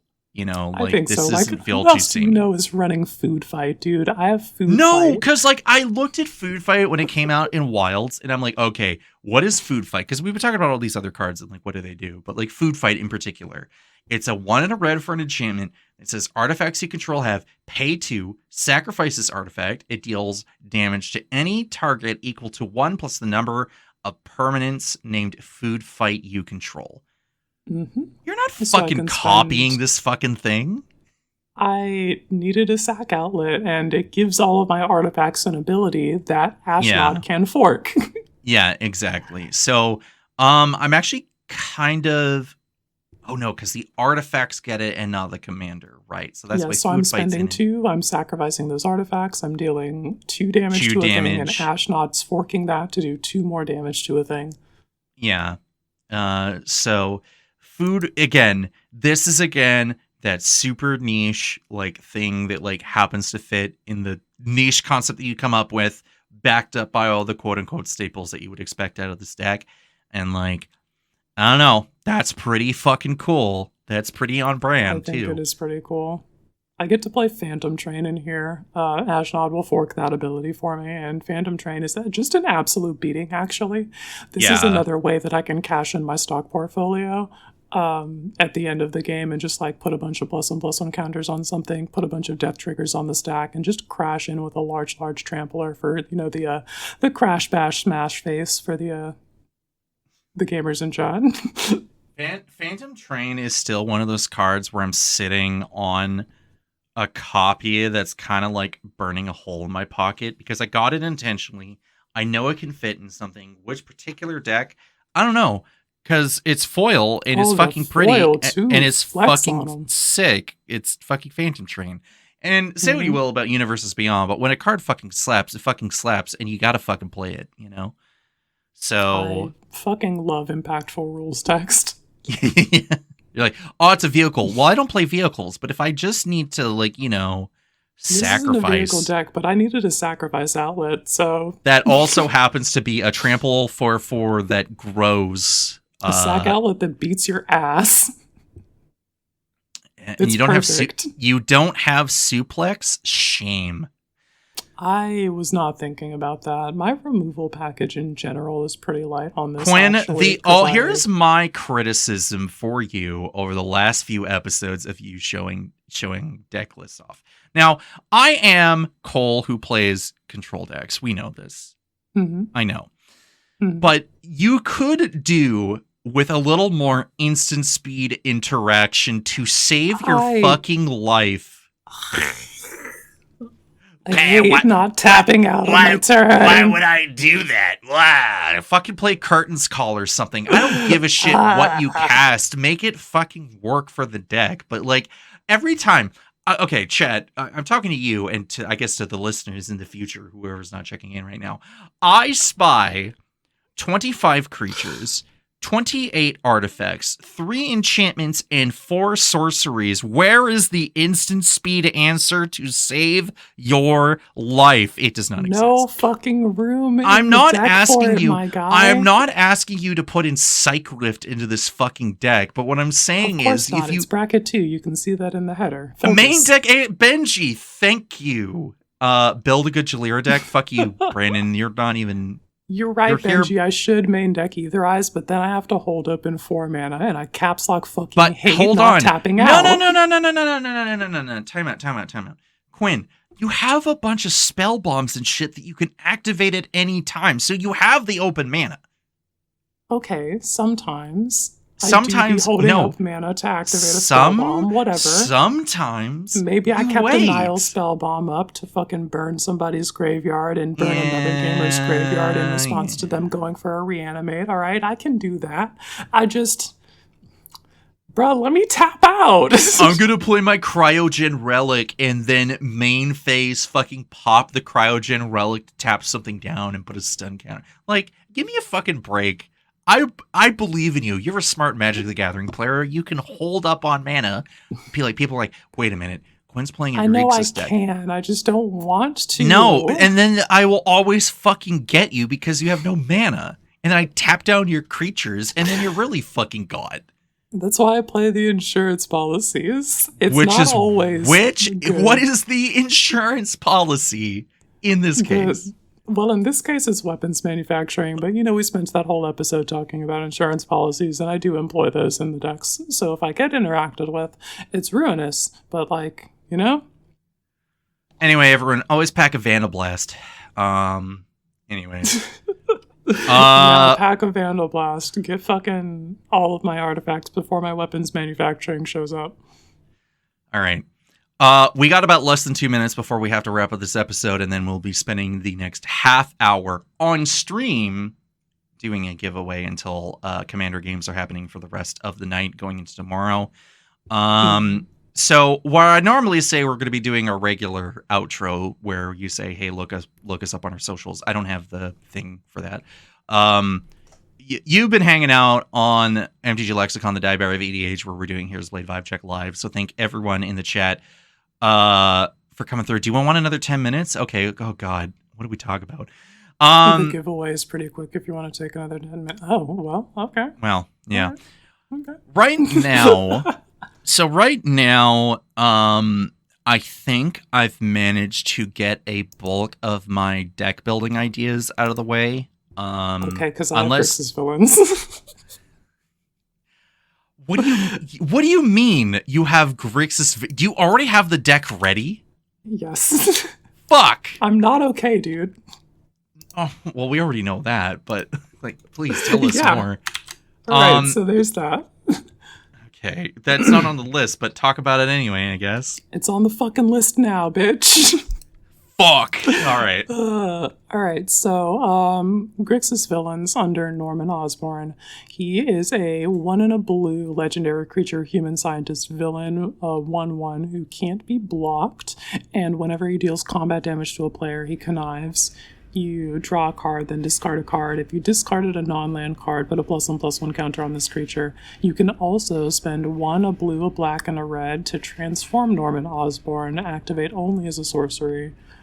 Alternatively, you can just fucking cast this guy from your hand or whatever from the command zone. He's got a casting cost in the top right corner here. It's Green Goblin, a legendary creature, goblin human villain, a 3/3 for a 1, a blue, a black, and a red.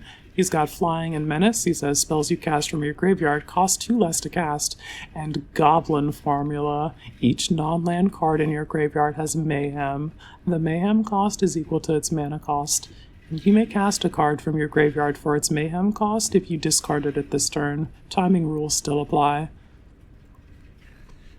Chat is roasting you. Chat is roasting me. Wow. But I'm not exempt. I'm in the splash zone. I know what's going on.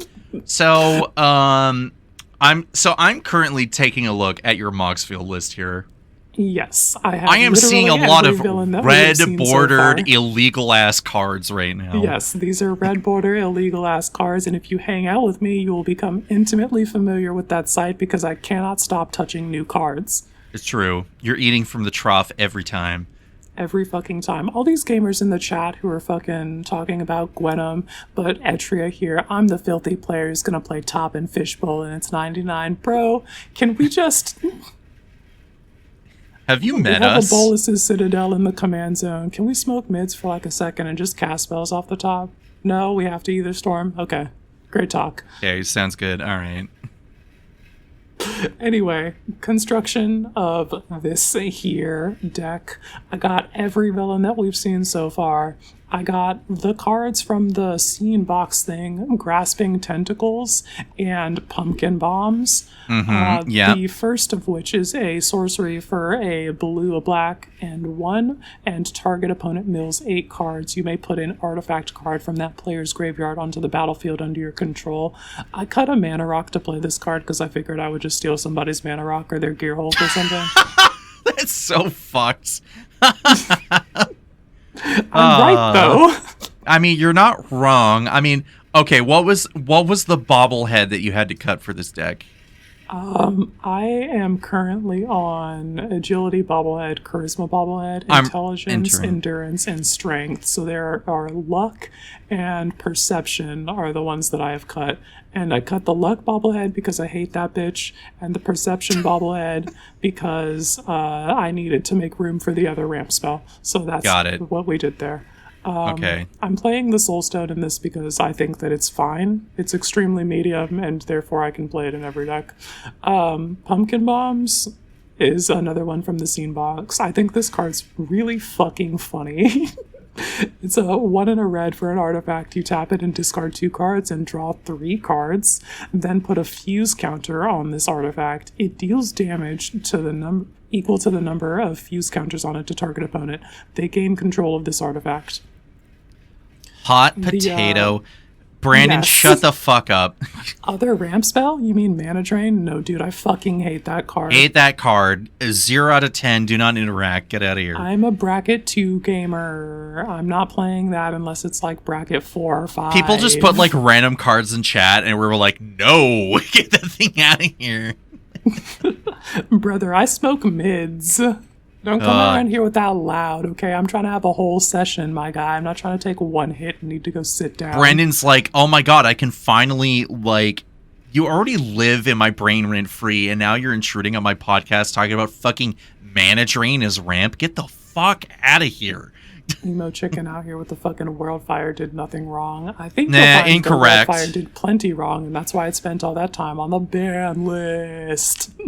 One time it showed up in a queue, but one time. It was the only time that fucking card needed to show up. Ugh. Anyway, I got some knives in the deck because of who I am as a gamer. So I've got Excalibur, Sword of Eden. I've also got Super State because fuck you, the bad guy wins sometimes. What? Hold on a second. But that's Sonic the fucking Hedgehog on that card. Yes, indeed. And like you said, fuck you, the bad guy wins sometimes. Yeah, well, when your super villain is a 9/9 with flying, first strike, trample, and haste, and when it deals combat damage, it deals that much damage to each other opponent. Yeah. That's pretty fucked up. I'm trying to fucking close the game. Once I've gotten the Green Goblin, and he's got his +1/+1 counters because I've been conniving all game, and my graveyard is. Are you actually casting him for Norman Osborn though? I think so, genuinely. The unblockable is no joke, my guy. That means I can play cards that say Cypher on it. It means I can play knives. Where are Ember Cleave? I haven't found a slot for the Cypher yet. Ember Cleave is in the motherfucking 99 here, so take a fucking look there. I saw it. That's why I fucking brought it up. Listen, it is not an Empress Quinn deck unless there is at least 2 swords, bobbleheads, but most definitely an Ember Cleave. Oh, I am such a knife girly. I love playing swords. Like, oh, why would you put this equipment in this deck? It sucks. And then Quinn's over there stabbing you with it 20 times. You're like, okay, I think equipment sucks because you have to have the creature to. Oh, you need to. If they remove the creature, you get blown out. And I'm just over here actively cutting your fucking head off with the Buster Sword and the Sword of Hearth and Home. Some people just don't know what they're fucking talking about. They just don't get it. Yeah. So there's that to advance the game state meaningfully via the reduction of life totals. I've got the fucking normal-ass interaction package. I wanted to have more than a few things that could hit things that get indestructible or phase out, or like, not phase out, but like, otherwise have hard to remove text on them. So we've got the exile removal, we've got overkill, and we've got bleed dry, who's a new-ish fave from Crimson Vow that just gives target thing -13/-13, and if it would die, exile it instead. That shit rips. I maybe only saw this card in passing But for it's extremely a card from limited. I don't think people play this. Yeah, but that being said, there are not many cards that are unconditionally give -13 until there's overkill. I want it fucking dead. I don't care if it's indestructible, and I want it removed from the fucking game entirely. Yeah, just ugh. So yeah, there's that. I've got the cool reanimate spell, Behold the Sinister Six. You return up to 6 target creature cards with different names from your graveyard to the battlefield. And it's a 6 and a black to cast it. So 7 mana, reanimate 6 guys. I think that's pretty fucking sweet. It's pretty good. That card has my attention, I'm not gonna lie. I don't think I talked about this up top, but I've got both Kefkas in here because I think the discard Kefka is a good complement. It's a good villain and mayhem. Yes, it is a good villain, but it's also a good complement to the connive and mayhem game plan. And then Kefka Dancing Mad is a good payoff for the discard that the other Kefka does, and the mill that some of these villains will have people do, or discard. Yeah, so just like mill and discard, I can pay off with a Kefka. And it burns them, which is meaningful to me. And yeah, we do have Gwenom Remorseless in here. She's not a villain, but she is Bolas's Citadel on an attack trigger. So people in chat were like, "Oh God, please talk about Gwenom." I don't fucking know. It's a card, like. I'm only gonna put this in the 99. This is not the kind of legend that I want in the command zone. But other people can enjoy that. It's too loud otherwise, yeah. Yeah, it's too loud in the command zone. In the 99, you can actively cut Bolas's Citadel and play an air quotes worse card. It's still Bolas's Citadel, but you have to get through an attack step. And I think that means something. Especially now that removal is so good. People can just fucking kill that. Not even countering out on the stack. You're like, cool. It's time to go to dead. Goodbye. See you later. Sorry, Gwen. I'd be I'm untapping, and then people are like, hang on, in your upkeep, I actually would like to take an action, and I'm just rolling my eyes. All right, what you got for me? And it's usually me. Targeting Gwenom. Yeah. Anyway, so that's what's going to happen. I'm going to try, though. I'm absolutely going to play it, but it's probably going to get interacted with immediately. For fucking sure. I mean, look, I don't know what the overall relative power level of what the Spider-Man set's going to be, and this is going to be the same thing with Avatar, because we're previous season, blah, blah, blah, blah, blah. But, Gwenom's, kind of up there in terms of the Magic Christmas Land scenario if you actually deal damage with her. Yeah. Everything don't have else. To ever deal damage. You just need to attack. So if she gets blocked non-lethally, then I think you still get to cook. Yeah, for sure. So, yeah, I'm in. Mysterio, Master of Illusion. He enters the battlefield and makes a 3/3 illusion villain for each non-token villain you control. You gotta exile those tokens when he leaves the battlefield, but bro, illusion type-ul. It's almost real. If Mysterio didn't have anything to do with illusions, and when Mario did the teaser preview, it's oh, illusions. We're oh, fucking thank God, Mysterio. The only thing we have to wait and see is when it's Morbin time and see if Morbius can make the cut for this deck. I don't know shit about Morbius, so I don't know anything about that dude either. The fact that they wanted. The fact they made that fucking movie and it's got fucking the biggest fucking loser I've ever seen in cinema as the actor. It's then everyone sits there is I can make the funniest meme. It's Morbin time. And we're going to re-release fucking Morbius in theaters. You fucking dumbass piece of shit. What did you even think about doing? Lost so much money on that movie. It's so funny. Oh, Benji's becoming more and more of a graveyard player. This is exciting because the return of the 6 is the most exciting card to him.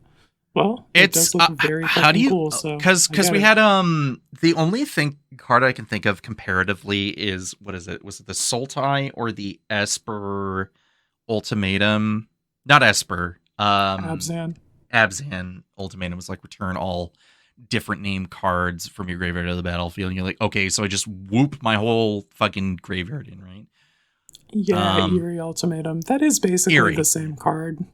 Just because like this is just easier to cast. 6 differently named guys. Eerie Ultimatum. Like, what's the difference, really? Yeah, the difference is what the color combination is, the ease of casting, and what are your 6 creatures, and they're probably fucking awesome. Yeah. Yeah. I'm looking forward to casting that. In playtesting so far, this has felt pretty like I'm smoking mids. I'm playing the set mechanic slop deck. I think that it'll have fun bracket 2 gameplay experiences, and you can cut a lot of the draft chaffy sort of villains and play, good cards.